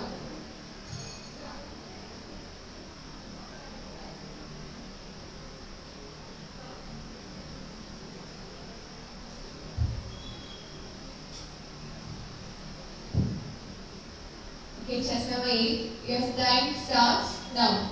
Good afternoon, everyone. My topic is selected treatment protocol in chemotherapy-induced peripheral neuropathy and improving the quality of life among the breast cancer patients. Introduction. Chemotherapy-induced peripheral neuropathy is progressive, often irreversible, treatment-related distress affecting up to 48% of the cancer patients who have received chemotherapy. Among 40% of these individuals experience painful CIPN from months to years, even after receiving the chemotherapy. And this has negative impact on the functional activity and long-term quality of life of cancer survivors. In modern medicine, there is not yet proven preventive as well as curative method for this. It is symptomatically treated with the help of steroids, patches, cream of numbness medicine applied on the painful area, antidepressant medicines to treat depression, which have series of side effects. Hence, this study is aimed to reduce this treatment-related distress, which is need of our background. CIPN develops as a glove and stocking distribution. It affects most of the limbs, include numbness, tingling sensation in hands and feet, drowsiness, burning sensation, pain and needle-like pain, muscle cramp, etc. This chemotherapy-induced peripheral neuropathy, it usually disappears within the course of chemotherapy, but there are some certain high-risk people like glycemic instability, high BMI, old age, hypertension, and pre-existing neuropathy conditions. In these people, this symptom either it becomes permanent or it lasts for many years. And also incidences of depression, anxiety, sleep disturbance, fall, lower physical activity were found higher in patients with CIPN. Review of literature. Guruji Sattva and Triphala both have been proved neuroprotective, immunomodulator, antioxidant, anti-cancer, and chemopreventive. Studies have revealed Guruji Sattva has reversed hyperalgesia and Triphala has delayed progression of neuropathy. In vitro studies has proven anti-cancer activity of Guruji Sattva and Triphala against human breast cancer cells and varicose veins. Studies on Dhara with respect to insomnia, anxiety disorders, hypertension have shown improvement in the serum biomarkers of the stress. Dashamula Dhara has been studied as has a major role in subsiding signs and symptoms of sensory neuropathy. Now the studies have proven Kalanakidrika has anti-poisonous, its role in management of insanity, obsessive compulsive disorders, psychotic changes. Studies on Swarnamalini Vasantaras has revealed the improved function of polymorphonuclear WBC cells and protected mice against E. coli induced peritonitis. This indicates potential of Swarnamalini Vasantaras as a immune modulator. Let's see about the disease view of in Ayurveda. This chemotherapy can be considered as Tej Mahabhut Pradhan Chikitsa and this neurotoxic chemo drugs can be considered as Vishadravyas. So this chemotherapy, Tej Mahabhut Pradhan Chikitsa causes increase in Vruksha, Ushna and Tikshna Guna, which ultimately causes Vata and Pitta Vriddhi and Rakta Dushti. Vishadravyas, they increases Visha Gunas like Vyavai, Vikasi, Visha, Lagu, Ashu, Kali, Sukshma, which ultimately leads to Ojakshaya and which causes Dhatu Paka. So patient experience numbness, tingling sensation in hands and feet, pain and needle-like pain, burning sensation, giddiness, emaciation of affected limbs, and hence symptoms which are experienced can be correlated with Vata, Pitta and Rakta Pradhan Vata Rakta along with Balakshana. Chikitsa. The line of treatment should be considered as Vishahara Chikitsa, Vata Rakta Hara Chikitsa and Rasayan Chikitsa. So drugs should possess the properties like Trikosha Shamana properties. They should be Rakta Prasadhan, Dhatu Agni Deepan, Oja Tattva and Palya. So considering the cancer patients, post-chemo patients, their irritability, non-willingness and palliativity problem, a very specific treatment protocol, but not compromising the Ayurveda principles have been planned. Here it includes oral medicines of Guruji Sattva, 500 mg Ksheer as Anpan twice daily after food, Triphala Churna of 6 gram with warm water twice daily after food. Swarnamalini Vasanta Ras, 125 mg early morning, empty stomach with madhu as anpan. And Kalyana Ghrita, 5 ml morning and evening, empty stomach with warm water. And this Shildhara, which is Dashamula Balaguruji Siddha Shildhara. This is Sarvanga Shildhara along with Shildhara for 15 days. So before start of the treatment, we include Deepan and Pajan Chikitsa. For Pajan, Amrutottara Kashaya, dose of 15 ml, morning, evening, empty stomach. And Deepana, Vaishwana Churna, dose of 5 gram with food twice day. Duration 3 to 5 days according to Agni Bala of the patient. After Deepan and Pajan, administration of oral medicines and Shildhara. And after Shildhara, administration of 25 ml of Parent Thaila, which Shil as Anuman, will be given as Mudugirisham. Let's consider Guruji Sattva is Rakta Pitta Prasadaka, Pittahara, Dhatu Pushtikara, Vata Pittahara, and Dahara. Tripara Churna is Vidoshanara, Rasayana, Deepana, Anurumana. Qualities of Kalyana Ghrita. As we know in Charak, it is explained under Unmanu Chikitsa and Sushruta has mentioned Kalyana Ghrita in Visha and Garvish Chikitsa. This Kalyana Ghrita is Dushi Vishanara, main here. Along with it is Rudya, Rakta Shodak and Dhatu Pushtivardhana. The drugs which are used are anti-poison, cardioprotective, blood purifying, and it has important role in Visha Chikitsa as it does Ojavruddhi and reduces Visha gunas in the body. Next go to Swarnamalini Vasantaras. It has been explained by Yoga Ratnakar in Jirna Jala Adhikaran. It contains Suvarna Bhasma, which is Rasayan, Balya, Ojavardhak, Vishnashak, Mauktik Bhasma, which is Shila, Raktapita, Prasadam, and Ojavardhak. Shuddha Hingul, it is Rasayan, Balya, Yogavahi, and Shuddha Marish, Katu, Ushna, Deepak, Pachak, and Srotoshodhak. And Shuddha Karpar, which is Katu Tikta Rasa, Deepak, and Srotoshodhak, and Balya. So the important part is the Bhavana Dravya. It contains Navneet and Nimbuswaras as Bhavana Dravya. Navneet is Vrishya, Malya, Varna Prasadak, Snigdha, Shita. Nimbuswaras is Amna, Deepak, Pachak, and Anurutaka. Swarnamalini Vasantaras, it is Sarva Dhatu Palya, specifically Rasa Dhatu, Shukra Dhatu, and Ojavardhak. It is Buddhi, Indriya, Mana, Prabodhana. Also it is Trikoshanara. Swarnamalini Vasantaras, it is a well-known Kharaliya Rasayana. Name of the drug itself throws light on the action of the compound, that is rejuvenating formulation which aids to nurture the depleted body constituents. This Suvarna Bhaktikali combination, it is a Vishrana combination and hence Ojavruddhi takes place. Kharpar, Marich and Nimbuswaras combination improves Dhatu. This Suvarna Bhaktikali strengthens cellular rejuvenation and that's why it is rightly said Sarva Roga Vasanta. Nanominerals. Recently these nanominerals have gained importance in treating cancer patients. Application of nanominerals in form of Ayurvedic Bhasma throws a light on safer usage of present nanomedicines for a living being. Manufacturing process which is called as Bhasmikaran, it converts the metallic form from zero valence state and eliminates the toxic nature of metal and it oxides with the high medicinal values.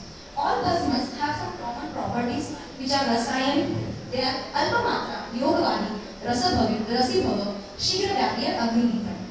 Gold nanoparticles and zinc nanoparticles, they are now emerging as a promising agent for cancer therapy. These gold nanoparticles have been investigated as targeting the tumor tissues and immune system. Also, zinc nanoparticles, they have influenced the function of immune stimulants, has effect on production, maturation and function of leukocytes. Dashamula Balaguruji Siddha Shildhara. As we know, Shildhara, it relaxes the entire nervous system. It improves the function of 5 senses. Helps in insomnia, depression, hair loss, fatigue, stress, and thus helps in CIPM and improving the quality of life. Dashamula Shildhara has been explained by Charak, that is called as Dashamula Shudam Shila Sadhya Shuri Nivaranam. So, along with Guruji Bala combination, it helps to relieve burning sensation, hyperalgesia, numbness, helps to provide strength to the muscles and joints, and reduces the inflammatory conditions. Next goes to Patyahara. Vagota, at the 4th chapter it has mentioned Vejajak Shapite Patra, Ahara Bruhadam Karmada, Shari Shachika Goduma, Mudga Mamsa Rudaviki, Rudya Deepana Pachana, Vaishaja Sanyogata Ruchi Pakadaki. So considering the deranged Agni and Bala, post-chemotherapy, role of Pathya Ahara plays an important role in gradually building the Agni, Bala as well as Dhatu Bala. So we can, along with this treatment, we can suggest the patients to specifically include these food items in the diet, which can be added like Shali and Shashtika can be taken in the form of Peya, that is dual rice, Mudga in the form of Mudga Yusha, Mounds in the form of Mounds Rasa, Intake of Rutir, Dipar and Ruchivardhak. So we can tell them instead of using Samudra Lavan, we can tell them to include Saindhav Lavan. Intake of Draksha, Dalim, Amalaki, Raja Mandal, Khajuragi Mandal and Godhuma. Godhum can be taken in the form of Godhum chapati, Godhum dosa can be made, Grumel can be made and broken wheat upma can be made. So the concept of Patyahara is very important because it is rightly said that right kind of food is also an important factor to promote the positive health. So these are my references. Thank you. I also thank BODHIKA team to give me opportunity to express my ideas. Thank you so much. Thank you. Now it's interactive section. Actually, is it a protocol which is proposed to be studied or to be implemented in patients, or is it a conceptual? Actually, this protocol I have observed using in the clinics. I am from Maharashtra and there since Guru Shishya Parampara, we always go to the clinic during UG time. And there we have seen this protocol following, like use of in post-chemo patients, use of Shil Dhara for pain management, and Suvarna Kalpas like Suvarna Shekhar Vasan Kusumakar, all Vasan Kalpas are used, Vasan Kusumakar Ras, Suvarna Malini Vasan, Madhu Malini Vasan Ras, according to depends upon the patient. And considering those, and even in my family last year, My question is, you have made this presentation from a conceptual background or is it a study? That's what I was this is not a study, from a conceptual background. And you I have observations. Is it a plan to do it? Yes, I have planned to do it in my thesis topic next year. Okay, first, can you justify this much number of medications given to a patient? What is the justification for that? The first is Guruji Sattva is given in 500 mg. I am not asking about the conceptual angle which you had very well presented. I am asking about the justification why a person should be given this and the data or the documents can support your claims. Since chemotherapy is, if you see, it's a very ruksha pradhan with various symptoms. No, I am asking not at all the theoretical part. That's very well presented in your slides. I am asking, can you quote those studies which was not there in your presentation? That's what I was asking. Any publications regarding the use of this in any way? Medicines which are used in this way. Actually, a protocol which is very well practiced need not be studied further. That is a basic concept. That's what I was asking. What is the justification for taking it to the level of study?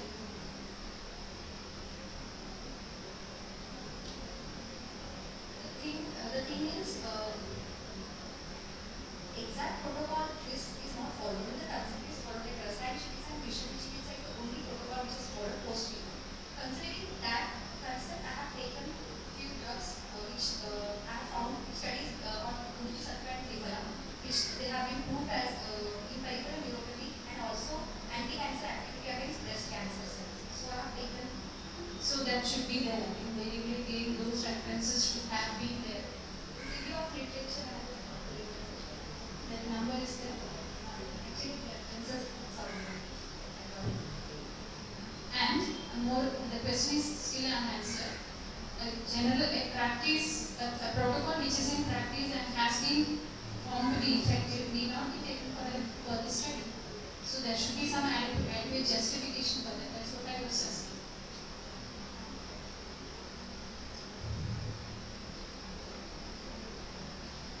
And the title does not mention whether it was a conceptual one or not. I thought it was, by reading your title, what I felt was either a case study or a completed study on the quality of life, how this protocol has improved. So the title should mention what you are about to say.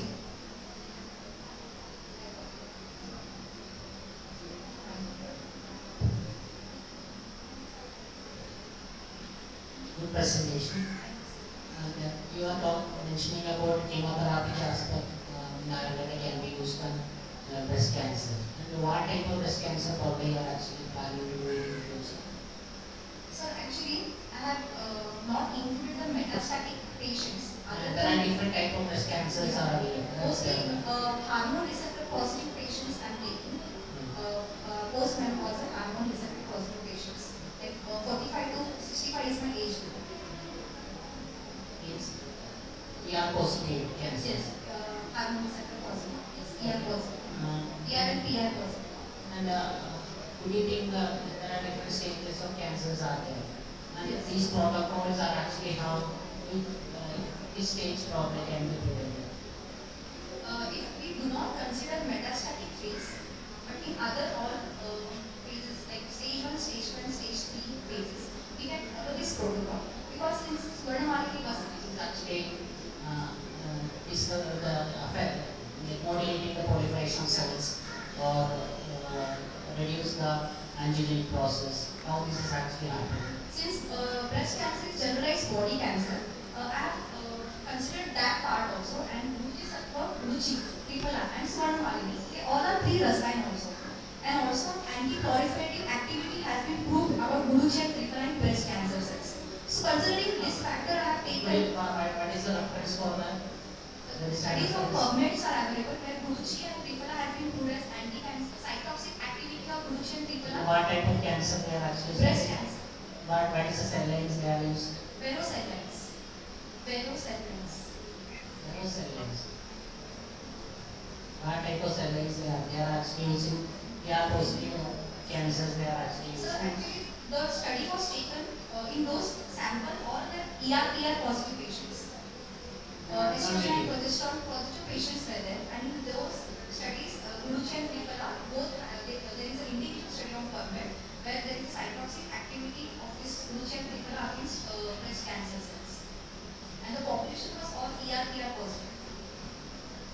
No, I'm not getting you. Like, what is the reference for that? On PubMed, there is a study regarding this reference, like Guruchi. Now, first of all, PubMed is Madam mentioned about this is a search engine, and that is curated by National Institute of Life. And there are studies are actually published in a journal. What type of journal is that? In PubMed I have seen, other than that I have not investigated in about That is, other journals. if you are doing this type of conceptual studies, it's very important you have to look the literature, and the literature is where you are actually taken the literature, and what is which paper is that, and what is the journal is that, and how they are actually conducted the study, and those are very important to make the conceptual studies. Otherwise you will not get any base. That base is very important, and the base you are actually getting through only the reading the journals.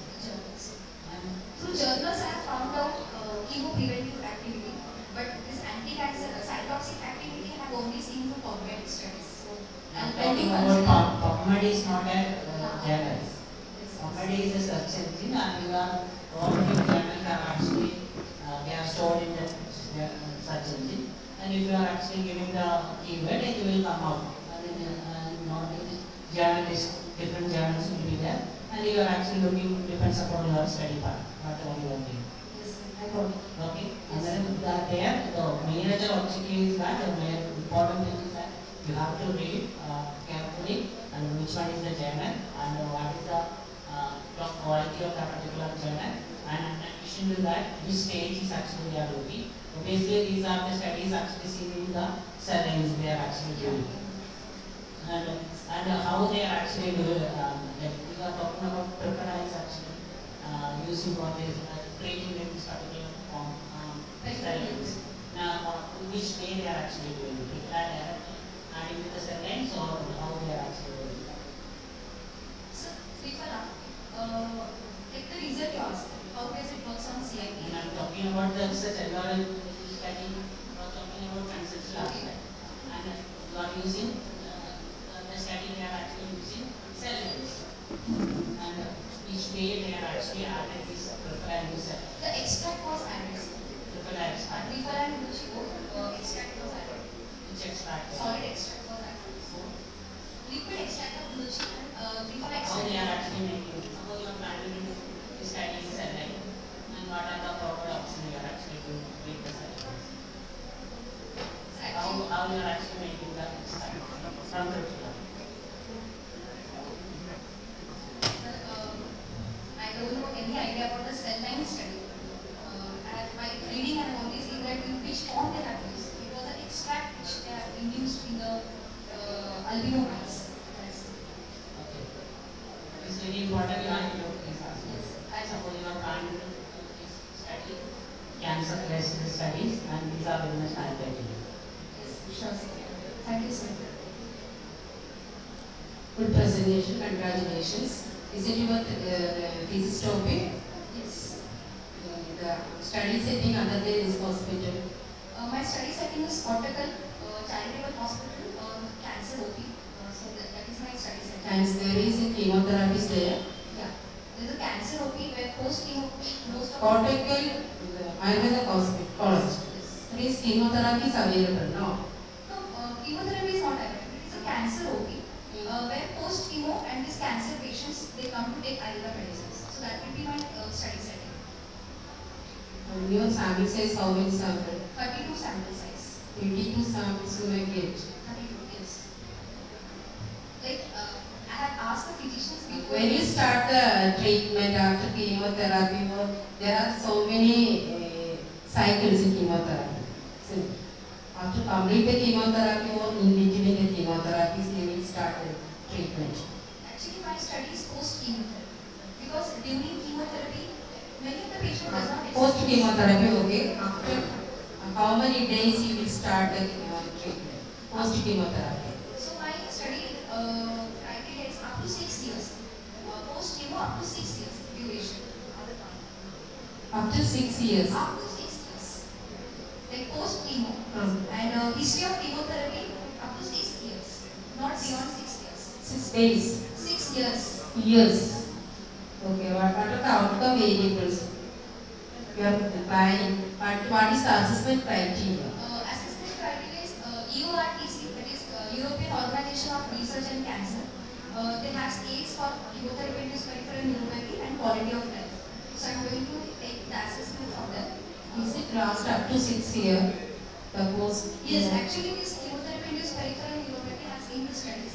It usually starts like post chemo after 6 months and it extends up to 6 to 12 years. It's a very chronic and long-lasting symptom. So I've taken this criteria. Your treatment schedule how many days? Treatment is 1 month. 1 month. Okay. Thank you, ma'am. Just continuation to the ma'am's question. You are actually mentioned about you are using the ER positive breast cancer treatment. And I think the ER positive breast cancer treatment are very much treated. And why you are actually using this patient? So is there very many they are actually managing the ER positive because the ER positive breast cancer.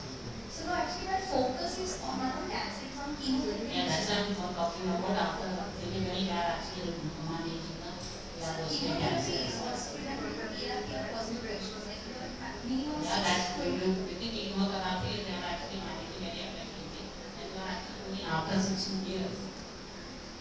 What is the usage of that?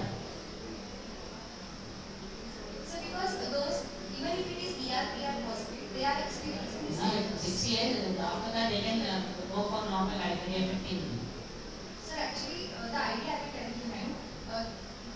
These We don't have time, we'll just look at the literature and I'm considering the high-risk people. In them, this symptom is permanent. So that's why I have taken this. it's not, it's very well managed actually in the treatment. And it is very much curable. Maybe, sir, it is manageable and maybe like in few patients I have seen it is not, it's still wait and see in our system, in our OPD. What is the usage of that? When they are very much managed, they can go for regular life. And they don't need actually chemotherapy. Sir, actually, that's what like, some of them are managed and some of them still do experience these symptoms. And for them, Actually, other options are there. There are other type of cancers. There are genetic cancer, people are there, there are individuals are there. Other options are there. Treatment literature and go for. Thank you. Sir, and my study. Okay, sir. Thank you. Thank you, judges. Now we will move on to the next chess number. Chess number 9. I call upon chess number 9.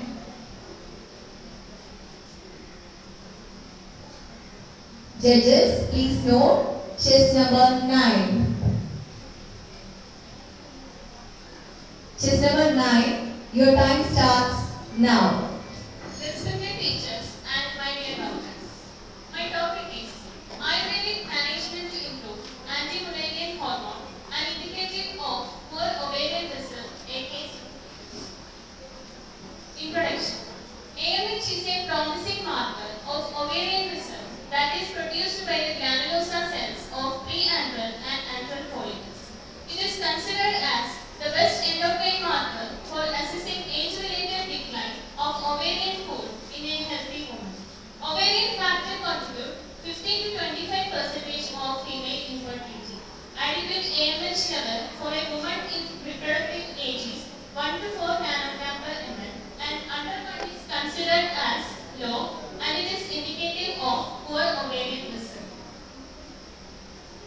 Ritu, Kshetra, Angu and Bija are the 4 factors essential for conception according to Acharya Sushruta.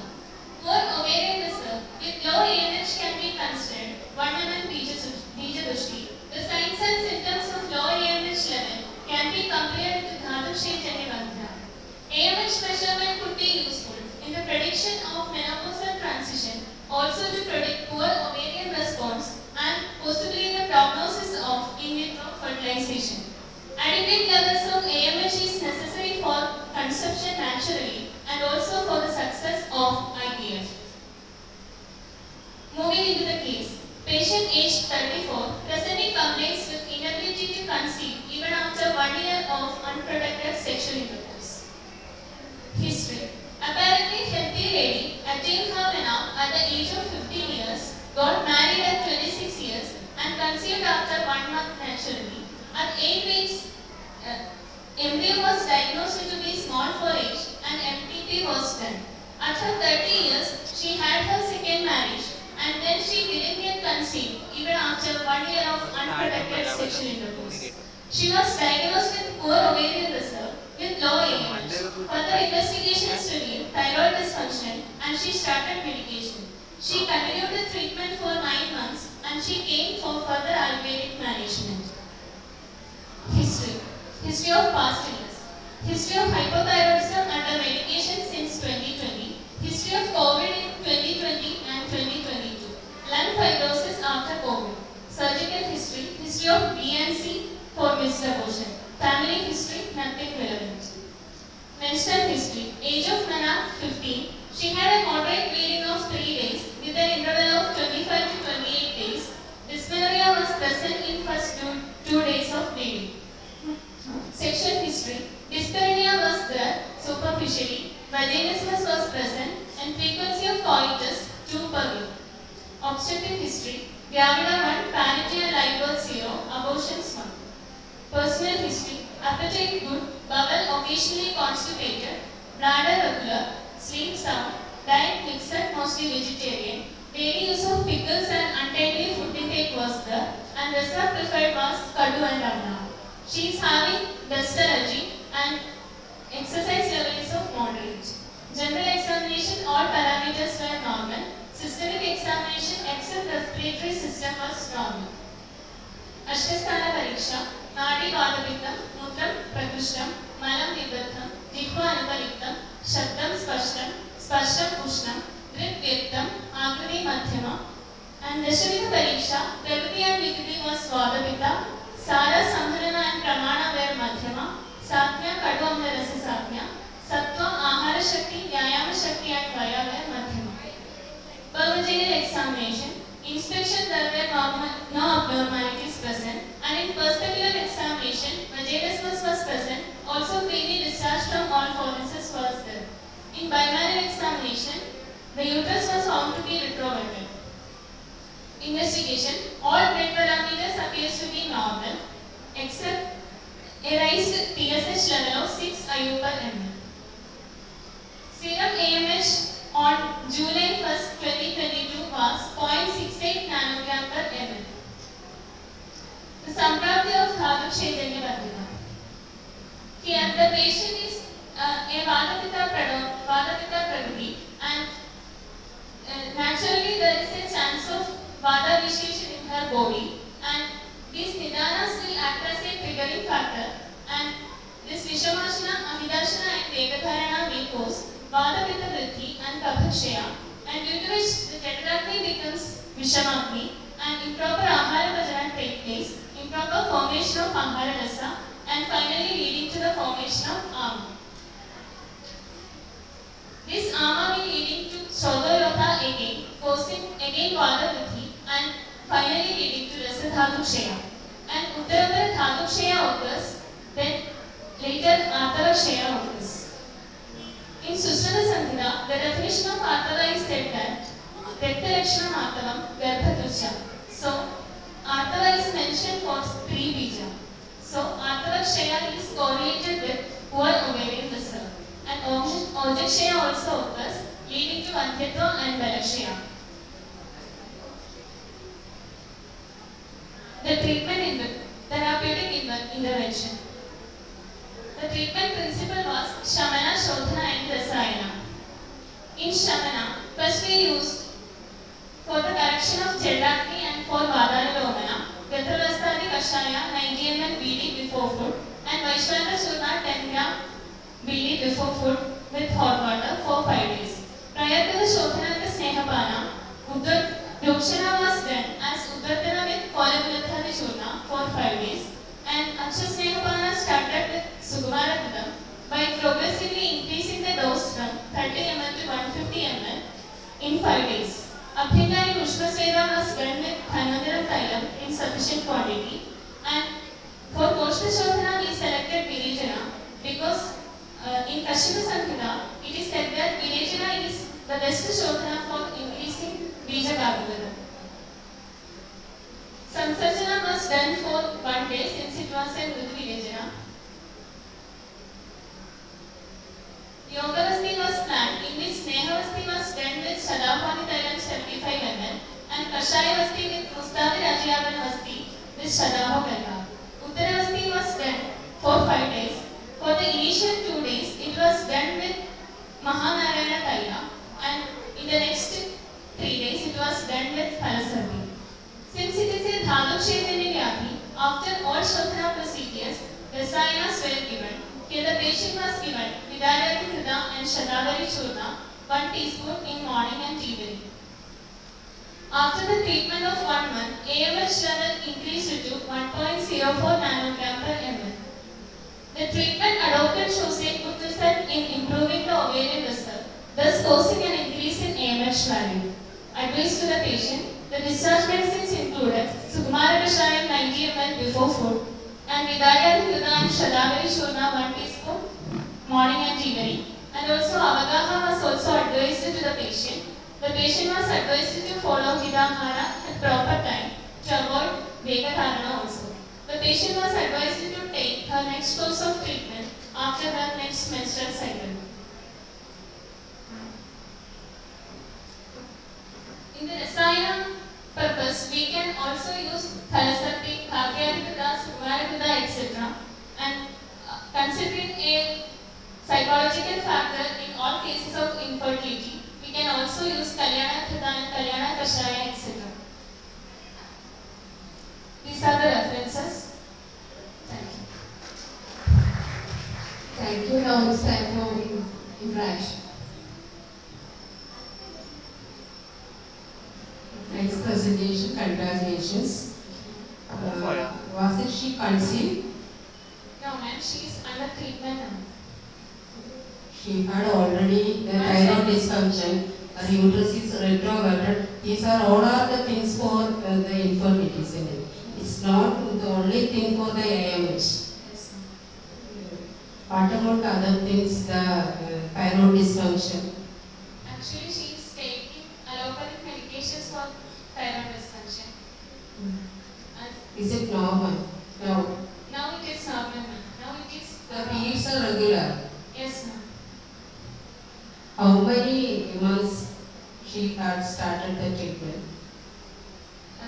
Now one cycle of treatment has completed and she is planning to do the next cycle of treatment. What did you motivate to present this topic here? Since this AMH level is But the result is not yet visible. Only the 1 month is the AMH level is slight increasing. It is not the reason for the positive result. actually allopathic medications are not much effective in increasing the ovarian reserve. So Ayurvedic treatment, for considering the Ayurvedic treatment, I have. But there is no positive result here. She's continuing. We are planning to do 3 cycles of treatment actually. I am asking you, what would motivate to present this topic here from this study? Actually, I have selected this. Many patients are coming who are OPD with low AMH level and who are ovarian reserve. Actually, But we should have a result, isn't it? To present a topic, we should have a result. There is no result.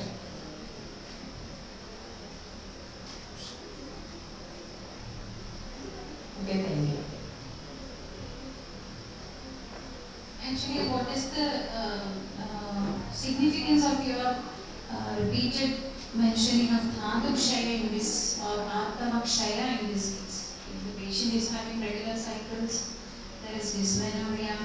Actually, you can talk about Vada Vriddhi, but what prompted you to say specifically that there is Dhatu Kshaya? actually, not the menstrual blood. It is the Ubadhatu Artava is that I mentioned. Okay, that's okay. Still,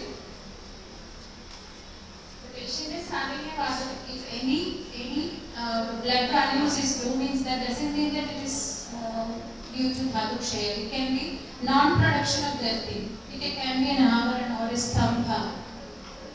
Or actually, it's a reserve, no? The egg reserve which is there in a lady's ovary. It's the indicator of that, and it's also present in male also. It's not a just female hormone. So, how can you say that? In what all sense we can justify the statement that it's a Dhatu Kshaya? And in your treatment, what were the measures which specifically improve this Dhatu Kshaya? Actually, the patient is having a Vadapitta Prakriti and patient is the Nidanas are also Vadapitta initiating Nidanas. No, I was asking the conceptual part and the specific logical medications used. Here, after Shamana and Shodhana, we have done Brahmana for the patient. That is, Shamana is done by the correction of Jadaragni and Vadanilomana was done. And for Shodhana purpose, prior to the Snehapana. Actually, in any of the Indian Ayurvedic tests for Dhatu Kshaya is the Vadanilomana essential prerequisite. The Dhatu can be increased as such, no? Because for Rasakshaya there is specific management, for Raktakshaya there is specific management. All Dhatus, there are specific managements mentioned, not mentioning about the dosha stages. So why should we go for a very laborious way if it is just a Dhatu Kshaya? And why should you consider the Vada Adilomana, Jadaragni, and all? This Dhatu Kshaya actually happens due to the avarana of Ama is found that avarana due to avarana Vada these are all actually cliche methodology of Ayurvedic explanation. I think I expected a little more from you. That's what I was asking. That was the arena slide, no? That avarana, the Dama and all.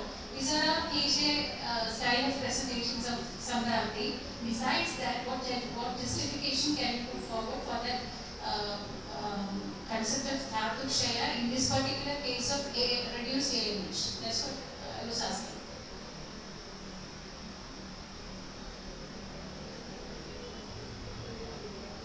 Actually, due to Avarana Vadavakti occurs and this Vada is causing the Thabuk Shaya.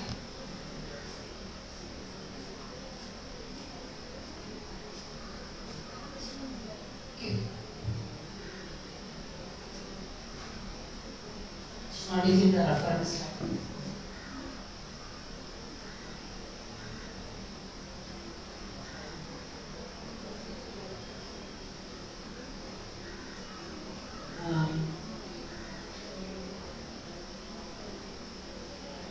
In reference.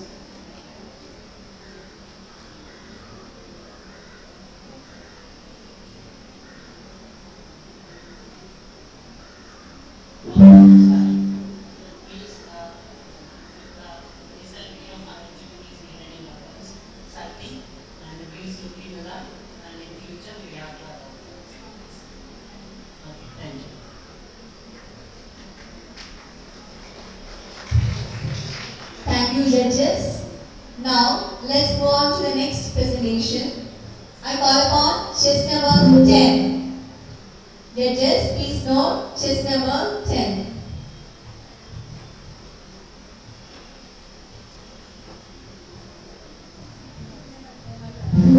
Your time.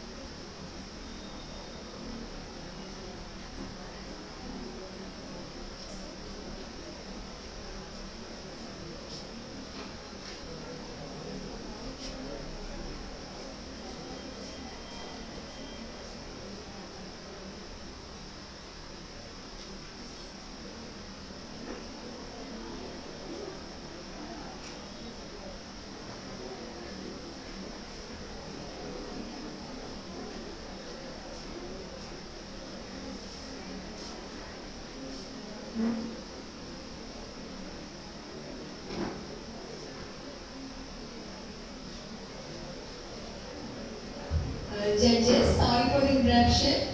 We will continue soon. Okay. Chess number 10. Your time starts now. A very good evening to the honorable judges, respected teachers and my dear PG scholars. Today I am here before you to share a case report on Lafora progressive myoclonus epilepsy. These are the contents of the presentation. So what is Lafora? Is it a rare disease? No. It is an ultra-rare, most fatal, autosomal recessive progressive myoclonus epilepsy called PME. Among all the PMEs that we have, Lafora is again unique. Why? Because of the rapid neurodegeneration of the patient with an adolescent onset. The disease is associated with high rates of consanguinity and mutation of two genes, EPN2A and EPN2B. Now what is happening over here is, because of certain type of genetic mutation, there is absence of two important protein molecules, laforin and mannin.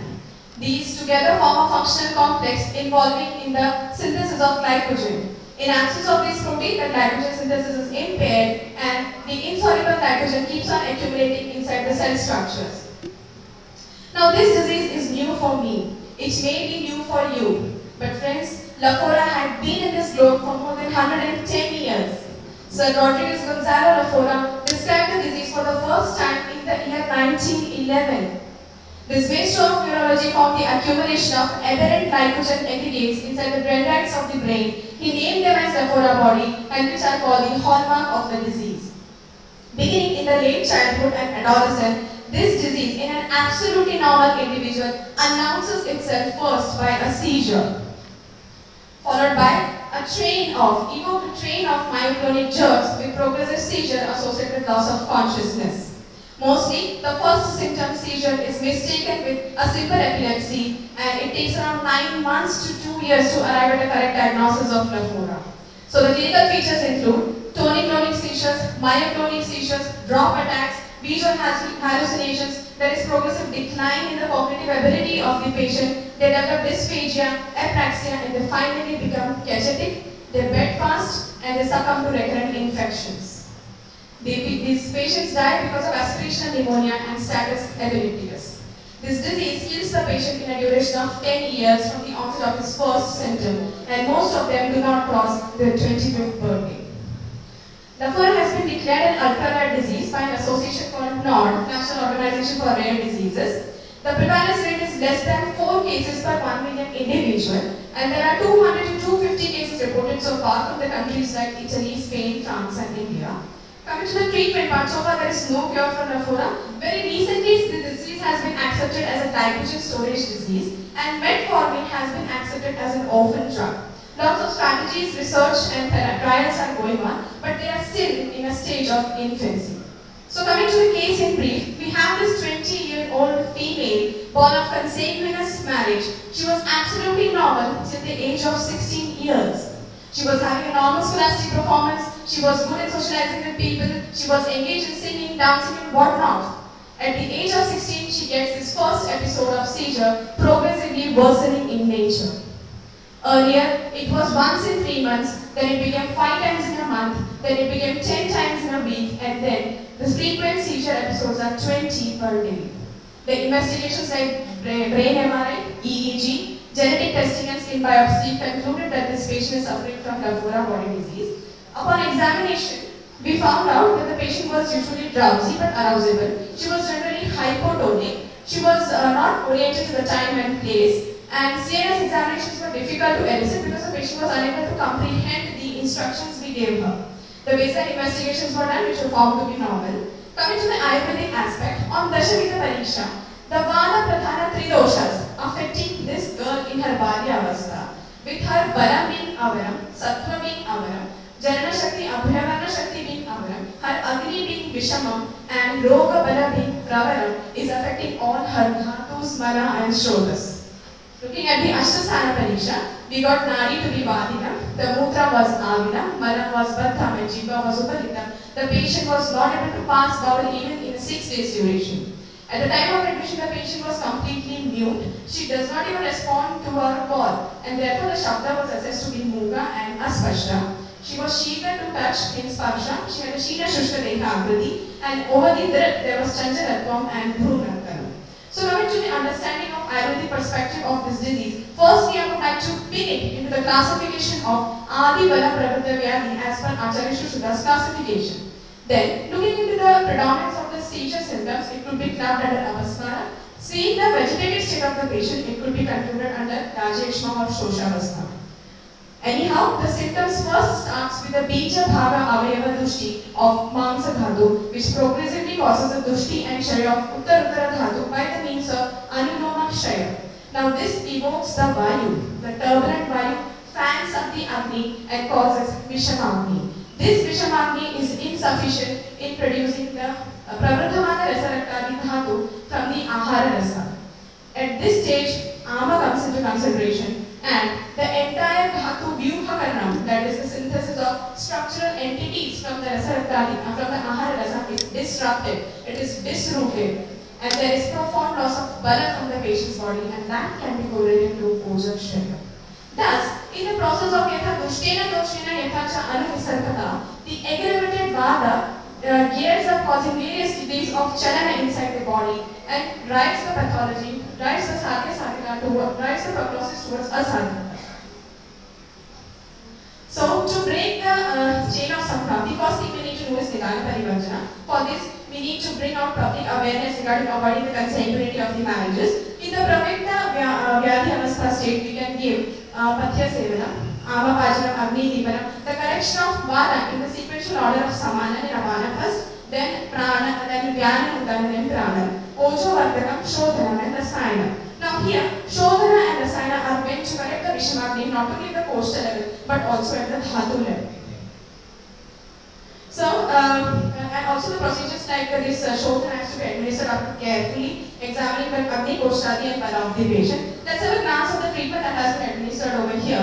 In the initial stages, we administered Rakshadi-Kashayam, Ashwagandha, Arishtam and Talisapatrani Churna. The diet was critically analyzed and it consisted of Rakshadi, Naja, Priya, Mudga Yusha and Ashtachurna added to it, Amalaki Swarasam, Dadima Swarasam and vegetable soup was given at different duration of time. Simultaneously, Tanamik Panchagandha Churna with Shirabala was given and Hastapada Abhyanga with Shirabala 101 Avarti along with adding additions of aromatic volatile oils was also administered to the patient along with a soothing type of massage was also administered. In the second stage, we opted for Bharanaga Patradi Kashaya and we selected Kalyanaga Ghrida for the Shamana Snehapana. It was administered in the early morning hours after offering due prayers. This Ghrida was worshipped from a temple and given to the patient. This was in an attempt to adopt the principles of Agravya Chikitsa. Simultaneously, we gave whole body Abhyanga with Balashvaganadi and Shiravaladila. In the next stage, that is for Shodhana purpose, we selected first Vipalyani and Vasnavasti for 2 to 3 days, followed by Erenda Muradi Vasti and Mustadi Rajayapna Vasti. Post Shodhana, we changed the Grida from Kalyana to Pushmana Sudasa Grida for the same purpose. And then we also, currently we are giving Shirodhana with Shira Kashaya of Satya Sthapanagam. Future plans include Kaya Seka and Shashtika and Neva for the overall Dhatu Pushtiyata. Rasayana options are Abhya Amaliki Rasayana, Chavan Prasham, Brahma Rasayana, even Methi Rasayana could be administered in Prashya form only after correcting the Agni, Kosha and Strokas. So the next question comes to is what is the goal of the treatment? We know that the disease is going to kill the patient in a duration of 10 years. But in that case, opting out is very easy. The challenge is to take up the kids, to take up the challenge. The challenge is to give a try because that will help the children live a life with improved quality with whatsoever life they are left out with. So, coming to the conclusion of my presentation, I would now state Lafora is the most devastating epilepsy that is killing the patients all over the world. I have written this conclusion over here as this can be the state of Lafora can be metaphorized as a ticking time bomb placed in a child's lap. For 99.99% of the population, the word Lafora may just mean an exotic locale or a foreign name or a plant species. But for these children, it is the worst nightmare. Seeing them slowly fade away is really gut-wrenching. Time is the essence for these children and every moment counts. I would like to end my presentation by showing the glimpse of the patient. Please stay with me.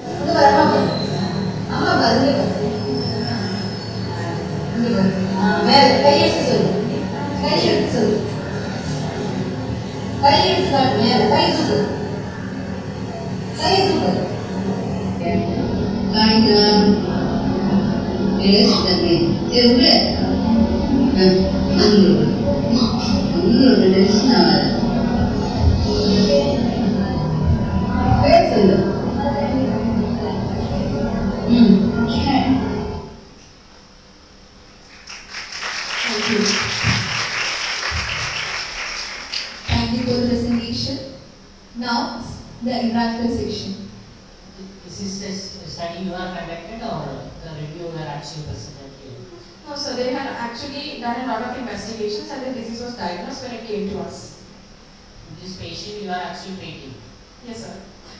And the protocol or whatever you are suggesting is you are actually following? So actually as per the modern protocols, they are administering the anti-epileptics and anticonvulsant. But because of the this pathology of this disease, they slowly start to means that the patient becomes resistant to those diseases. I'm just talking about this is the patient you are actually treating? Yes, sir. And the protocol whatever you are actually describing here, you are actually following it? Yes, sir.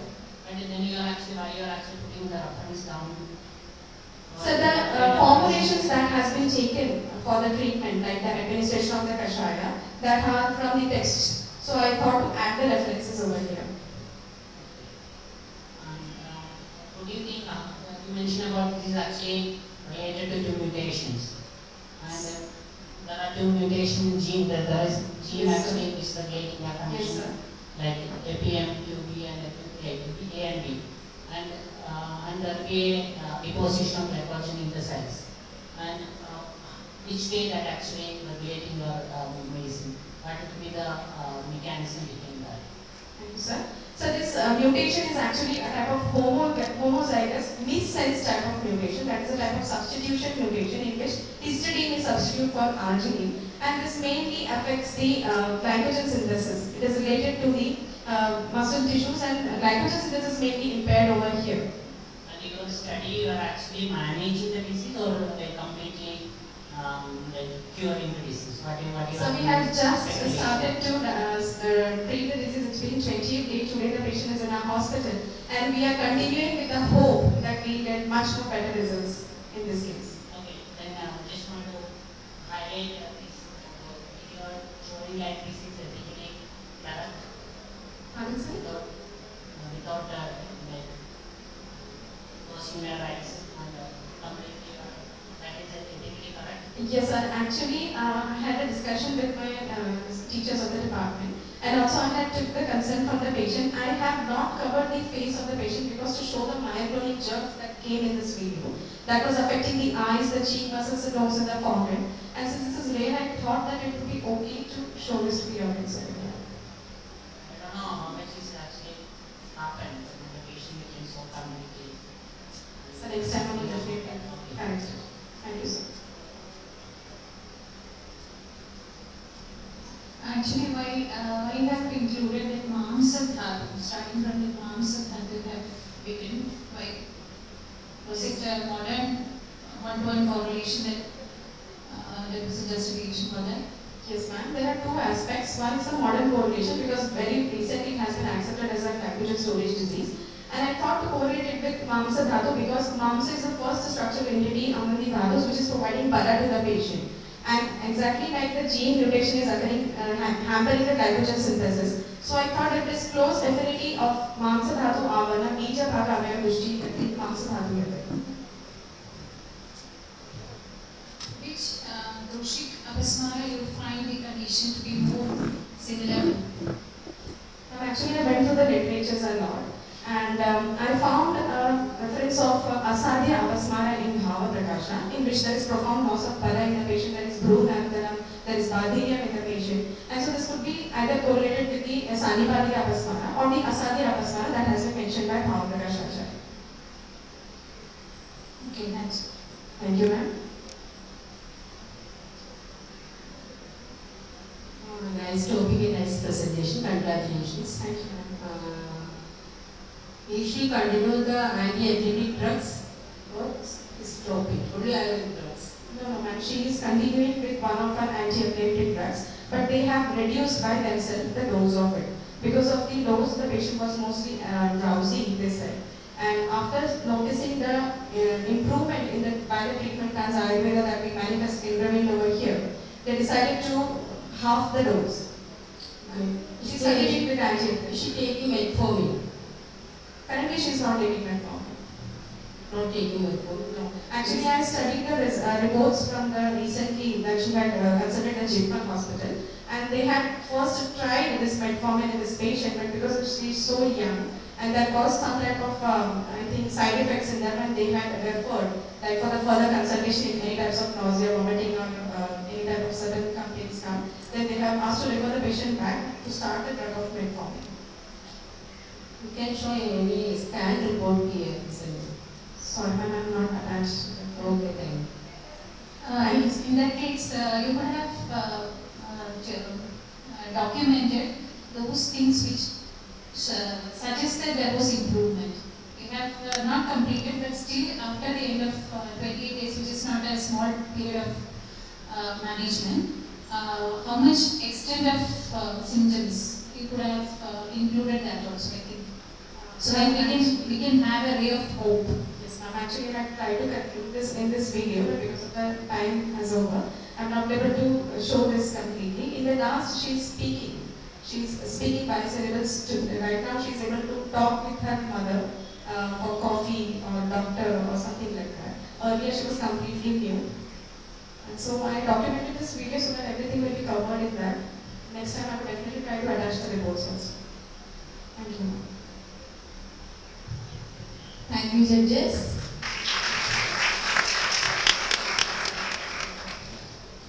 Now, I call upon the next chess number 11.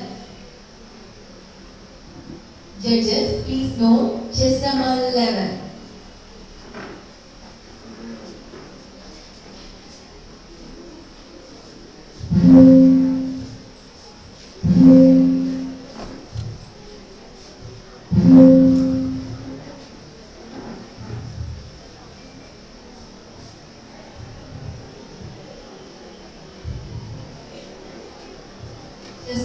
Chess number 11, your time starts now.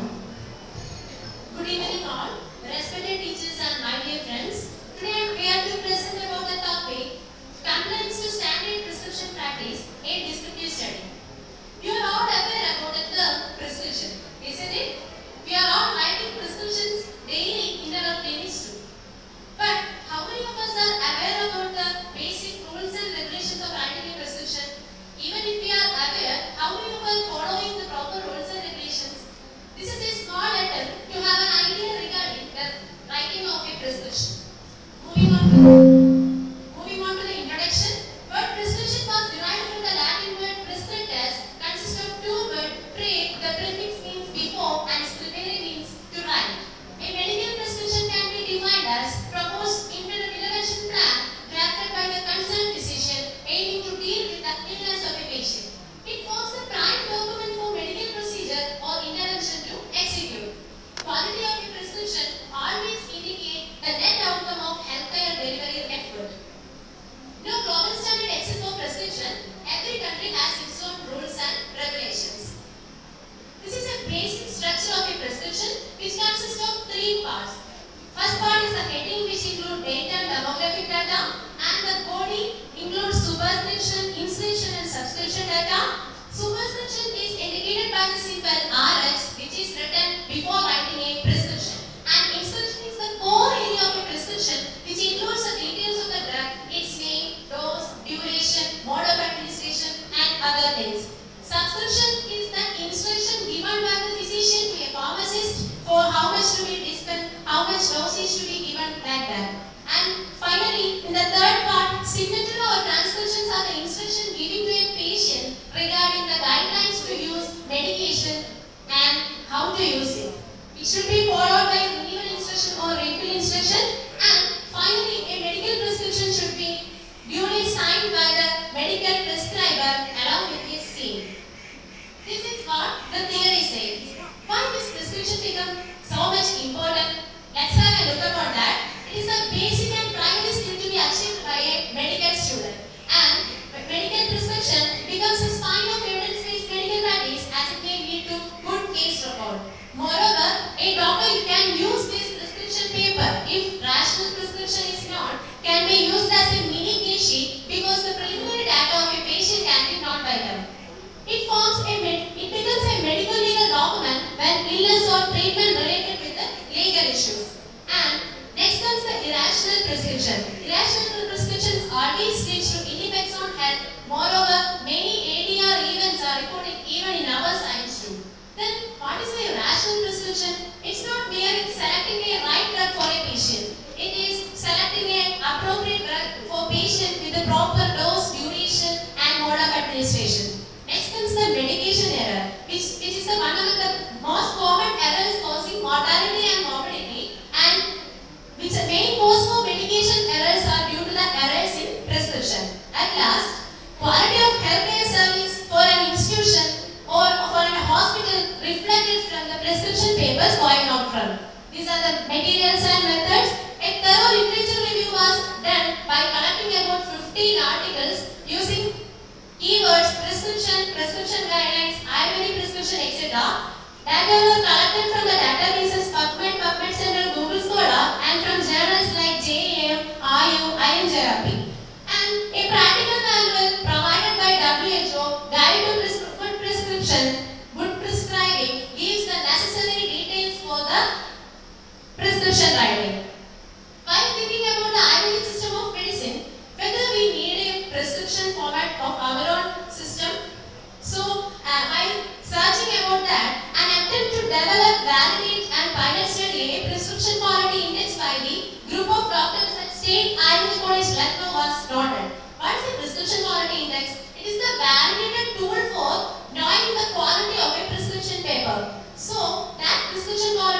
developed by them contain 38 criteria which are included under 11 headings. A model prescription format proposed by Maharashtra Council of Indian Medicine for ASU system was also collected. Essential parameters in prescription by WHO: name and address of the prescriber with telephone number, date of prescription, name and strength of drug, dosage form and total amount, information for package label, prescriber's initial and signature, name, age and address of the patient. What happening in our college is a prestigious, one of the best academic college. So, are we meeting the standards of our prescription? For the curiosity, we have made a short survey collecting around 80 prescription papers going out of the OPDs of government and the medical college hospital. A prescription template containing 15 key points was prepared and the obtained data were analyzed. These were the 15 key points and these were the results obtained. As I already mentioned, minimum requirement for a prescription paper was the key points selected for my study, and while going through the result, it's clear that even these minimum details are missing from most of our prescription papers. Only 57.75 complaints are seen in the follow-up instruction. Even 66.8% complaints is seen in the signature of the prescriber group. Moving on to the discussion, 100% complaints were seen only in the name of drug and patient. Mostly there was missing of data like total number of medicines to be dispensed, follow-up instruction, dietary and other instruction, and even signature of the prescriber. The other point which was noted was no common standards regarding the dose and method of preparation for the formulations like Kashaya. When a patient consulting different OPDs of our college for a single day will feel difficulty because of different method of preparation and dosage we are giving for different formulations. And the other thing was lengthy prescription with the multiple ingredients which indicate a degree of polypharmacy which is called drug use indicators by WHO. Long-term use of herbal preparations. We know that herbal preparations are very effective if we are giving in proper dose and in proper duration. But most of our prescriptions are not containing proper dose and duration. The next thing was the no proper Anubana Sahavana, which we are believing that increasing the bioavailability of our medicines, and Patya Vidya, the unique concepts of Ayurveda were missing from our prescription papers. Maybe the doctor is giving instruction to the patient directly, but as per the rules and regulations, it should be mentioned in a prescription paper. Use of non-standardized abbreviation for the diagnosis and medicines was the other point. Regarding a Sandigata Vada, in some of the prescription paper, it was written as STV, and coming to the medicines, Urivana is written as MV 30 ml. When coming to a K-sheet, this MV become as Matravasti. So these kinds of non-standardized abbreviation should be avoided. And at last, illegible handwriting, which is always feeling difficult for the pharmacists to dispense a medicine. So, how can we improve this situation? Proper prescription writing training can be given to the students. Prescription only to be taken at regular intervals. Make it as a part of medical education workshop. Clinical discussion to be followed by prescription writing exercise. Introducing automatic system or uniform prescribing chart to avoid omission and transcription errors. Undergraduate medical training must include training in safe prescribing. Be alert about this. Write it legibly. Use of block letters are preferred. Sign and take the prescription since it is a legal document. Avoid abbreviations. If need, standardized abbreviations only. Medium for instruction as per the convenience of patient. Prefer to place minimum number of medicine. Clearly mention if refill of medication is needed. Avoid any type of secrecy in the prescription since it is the right of the patient to know what medicine is he consuming. This is a model prescription format made. So, prescription writing is an important aspect of medical practice which is to be trained and practiced regularly irrespective of system of medicine. Prescription errors and prescribing faults are major cause of medication errors. Active interventions for preventing them are strongly recommended. Ayurveda, the unique system of medicine, need a well-designed prescription format incorporating its comprehensive way of diagnosis and treatment. And just concluding my presentation by the words of Socrates, it is better to make a mistake with full force of your being than to carefully avoid your mistakes with a trembling spirit. These were the references. I express my sincere gratitude towards the teachers of my department and colleagues and interns of the college for the full support Thank you. Thank you for the presentation. Now it's the interactive session. Thank you for that insightful observation, though it is a small, a simple one and a humble one, but has a very relevance in our, it's actually introspective. One has to look inside and correct oneself. So I would ask how you are going to, in what way you are going to improve this, because it's just the observations and your solutions are there, well and good.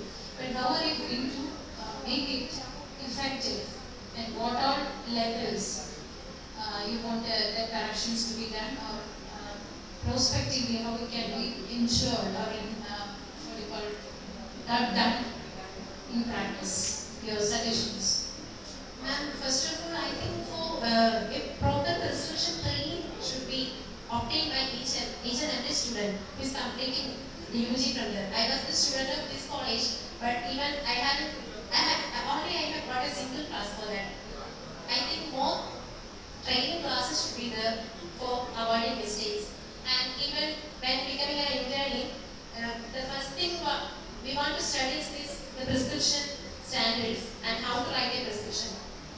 And for an institution, I think prescription audit will be very useful, because as per WHO, prescription audit should be done for a big institution, it should be done once in a month, or for small institutions within 3 months. So prescription audit will be a very useful tool for avoiding this type of mistakes. So actually it should begin in the academy and it should spread out to the periphery also. I think the implementation strategy, if it is finalized, it will be better, because this has to be done by some other person. So which are the core persons or core institutions that steps or institutions or steps that has to be included, that would be more creative suggestion.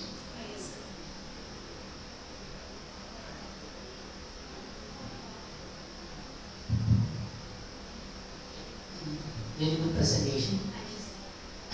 There are a lot of digital AI can actually do the prescription right now, and then there are a lot of artificial intelligence and big data are actually can be used eventually.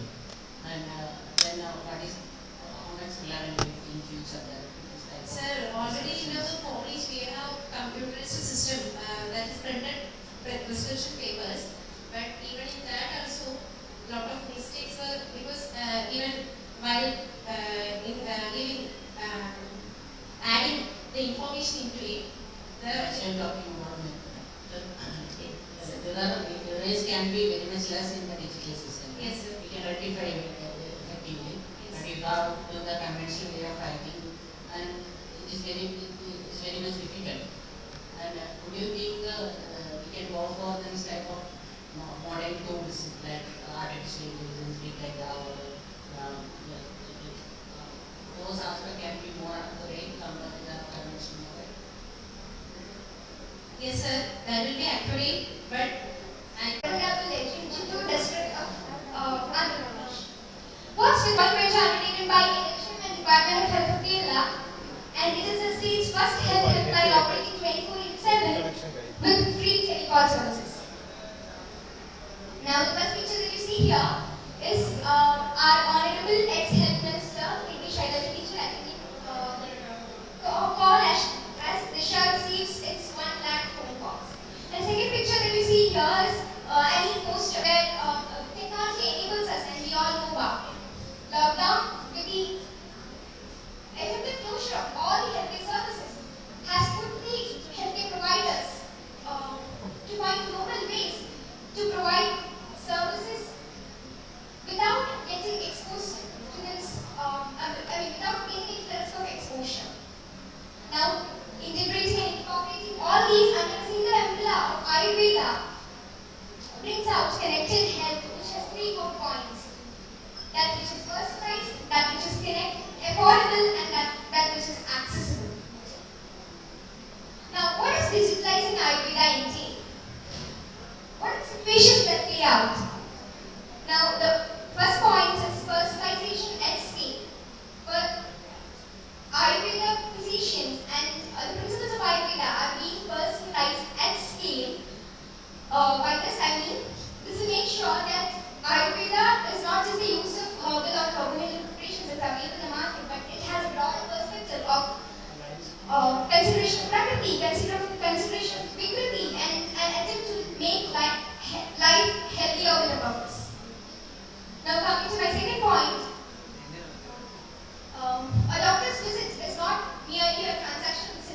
I know he sees me for a couple of minutes, writes down a prescription, and I'm out.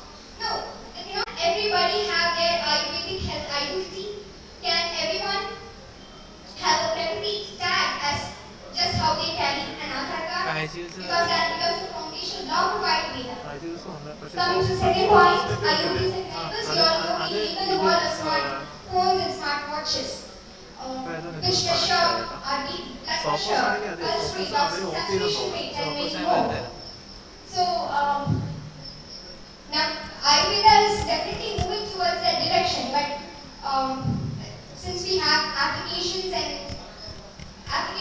like Ayurveda or Nadi Karani, which depicts knowing Zomato. Basically, it was the initiative was a conference that I attended talking about telemedicine and its future prospects. So this is an extended version of the same. I attended a conference which had opened novel nuances which could actually basically the aim of this presentation is to sensitize Ayurveda community into the knowledge of telecommunications and telemedicine, as well as to open up novel nuances to a transdisciplinary approach of telecommunications along with Ayurveda. So that was my intent. Already it's started. Yeah, it is there as I mentioned in e-Sanjeevani. It is available. The OPD services that are available is very limited. Like it is not as broad as how we see the modern healthcare system. So probably we could, start it off as just how they have started theirs. We could start it off as a complete Ayurvedic program. So that's the intent. Thank you. Okay, that was a very, what do you call, colorful dream about 20, 50 years ahead. So, what are the problems or stumbling blocks in between this current era to that era? Okay. So basically, there are few disadvantages also for the telecommunication as we have. I mean, I couldn't read it because there was a lack of time. There could be little divide, or it might require training. There could be language barriers, or even as Ayurveda believes in the Trivida Pariksha, there could be special. We would not be able to employ the special Pariksha there. So probably all of these would come as hurdles, but these are the challenges we should take upon and act on. Is what I think. Do you really feel that there would be a point when all the these difference of opinion, because a single patient given to 5 different physicians will have 5 different diagnosis and 5 different way of approach. So it is actually, if you are standardizing it, you are actually killing the importance of one pramana for UT. So again, I'm asking a doubt of mine. Is it possible, or will it be worked? Probably what I need to say. Sir has a cardiovascular patient and he wants to discuss that case with somebody else who's living far away or in another country. Probably those nuances can be, matched up with the improvements or improvisations that happen with trainers. But otherwise,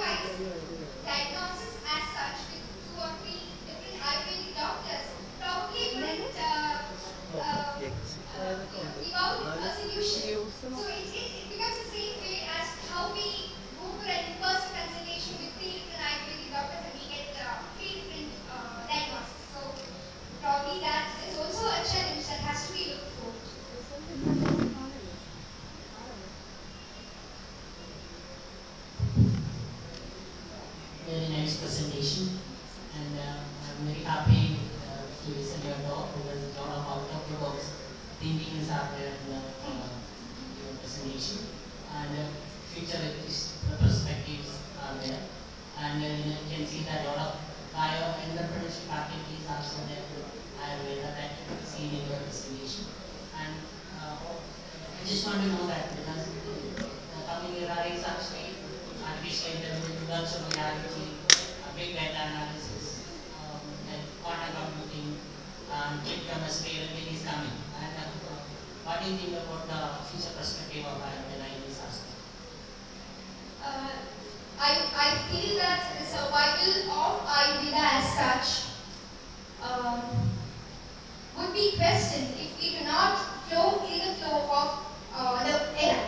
So the technological developments, the digital implications, all has to be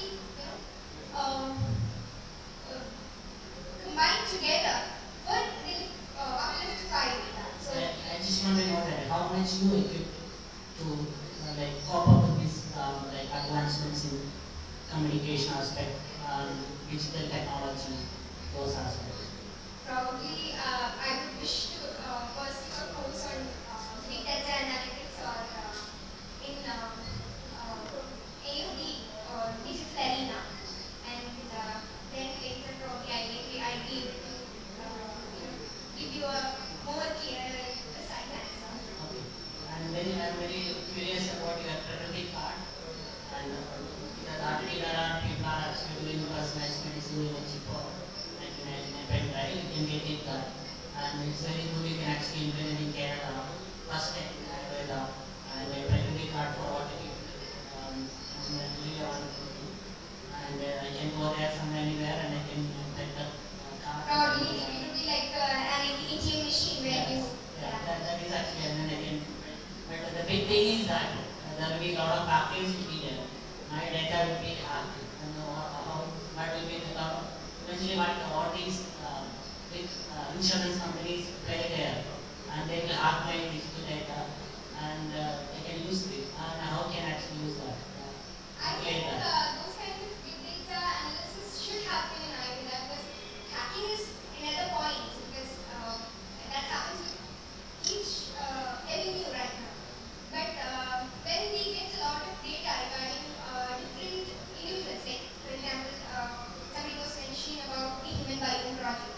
So in the same way, if we get more and more evidence of how certain treatment works in Ayurveda or how Prakriti would like once Rajmohan sir was taking a class for us and he was mentioning that there could be like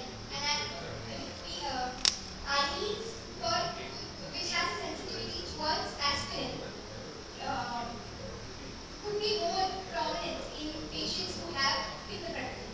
So something like that, like these kind of very sensitive and very minute understandings could be possible in those kind of big data analysis. So I feel that is the need of the hour and we should go for that. Another thing is that the government of India is actually planning to propagate one health concept. And do you think that only your property might can be only the solution to get the proper medication? I think it is No, One Health is actually promoting now. Yeah. One Health is not only your health, all the other individuals can also True. Then only a simple your property card enough for that.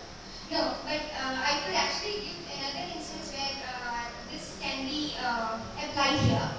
One Health also talks about the environmental health, where carbon footprints can be reduced. So probably e-health would help in the reduction of carbon footprints because one doesn't have to go, get transported from one place to another, and probably paper, we go paperless in e-health. So probably more trees can be saved. Yeah, that is important. I just want to know that like epigenetics and everything is there, and not only the genome, the genome is also very much important. The and everything is also important. And then how much is possible the digital era? This can be handled. Handling might pose issues, but I think probably the technology would answer that. Okay, another important thing you mentioned about that is integrating different disciplines through medicine. Could you think it is possible in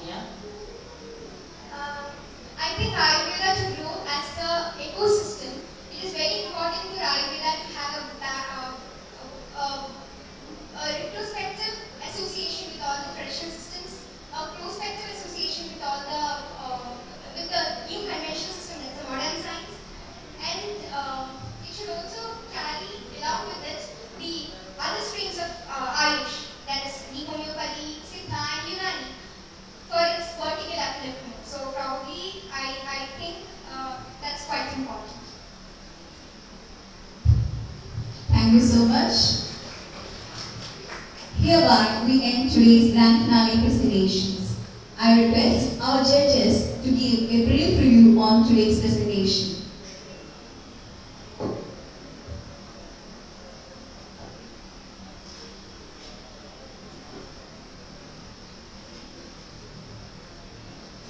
Thank you, Trivandrum and the College BODHIKA team for giving us a very crisp cross-section of the brilliance of your PG students with very creative mindset. I think we need to nurture this scientific temperament in the, what is expected from a post-graduation is this one. So keep going and keep this spirit. A big salute from myself to continue with this scientific temperament, which is very much the need of the hour to impart. We need to speak in a language which is with which we can talk to the scientific community. So it is actually very happy to see that our budding stars are in that direction. Thank you. Thank you so much, ma'am. Thank you for your kind words.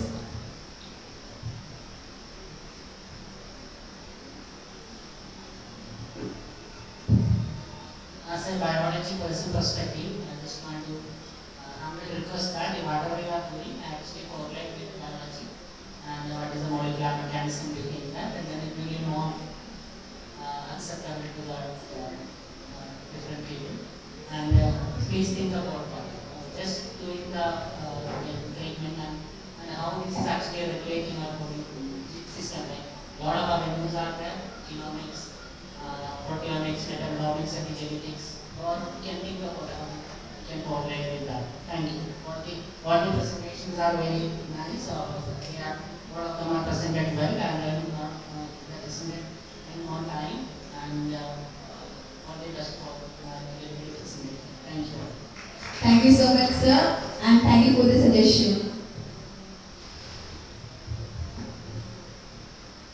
Respected principal, respected teachers, dear friends, first of all, congratulations to all to conduct a best thesis competition here, and thank you for inviting me. Every students are performed very well. There are so many innovative presentations. Wish you all the best to everyone. Thank you. Thank you, ma'am. Now, I invite Dr. Sunita Chia, Principal in Charge, Government Agricultural College, Thiruvananthapuram, to give a token of gratitude to our judges.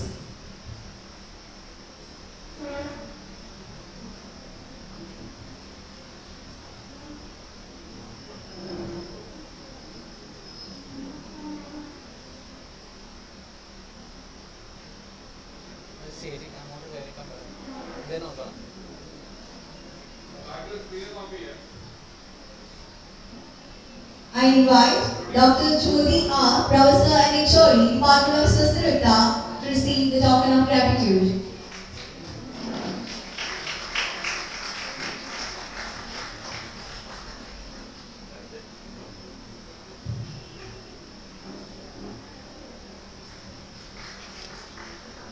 Thank you, ma'am.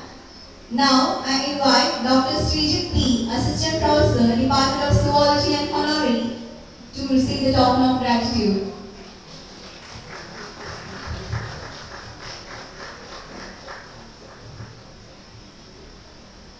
Thank you, sir. Now I invite Dr. Radhika Rani Anke, Associate Professor, Department of Roga Nidana, to receive a token of gratitude.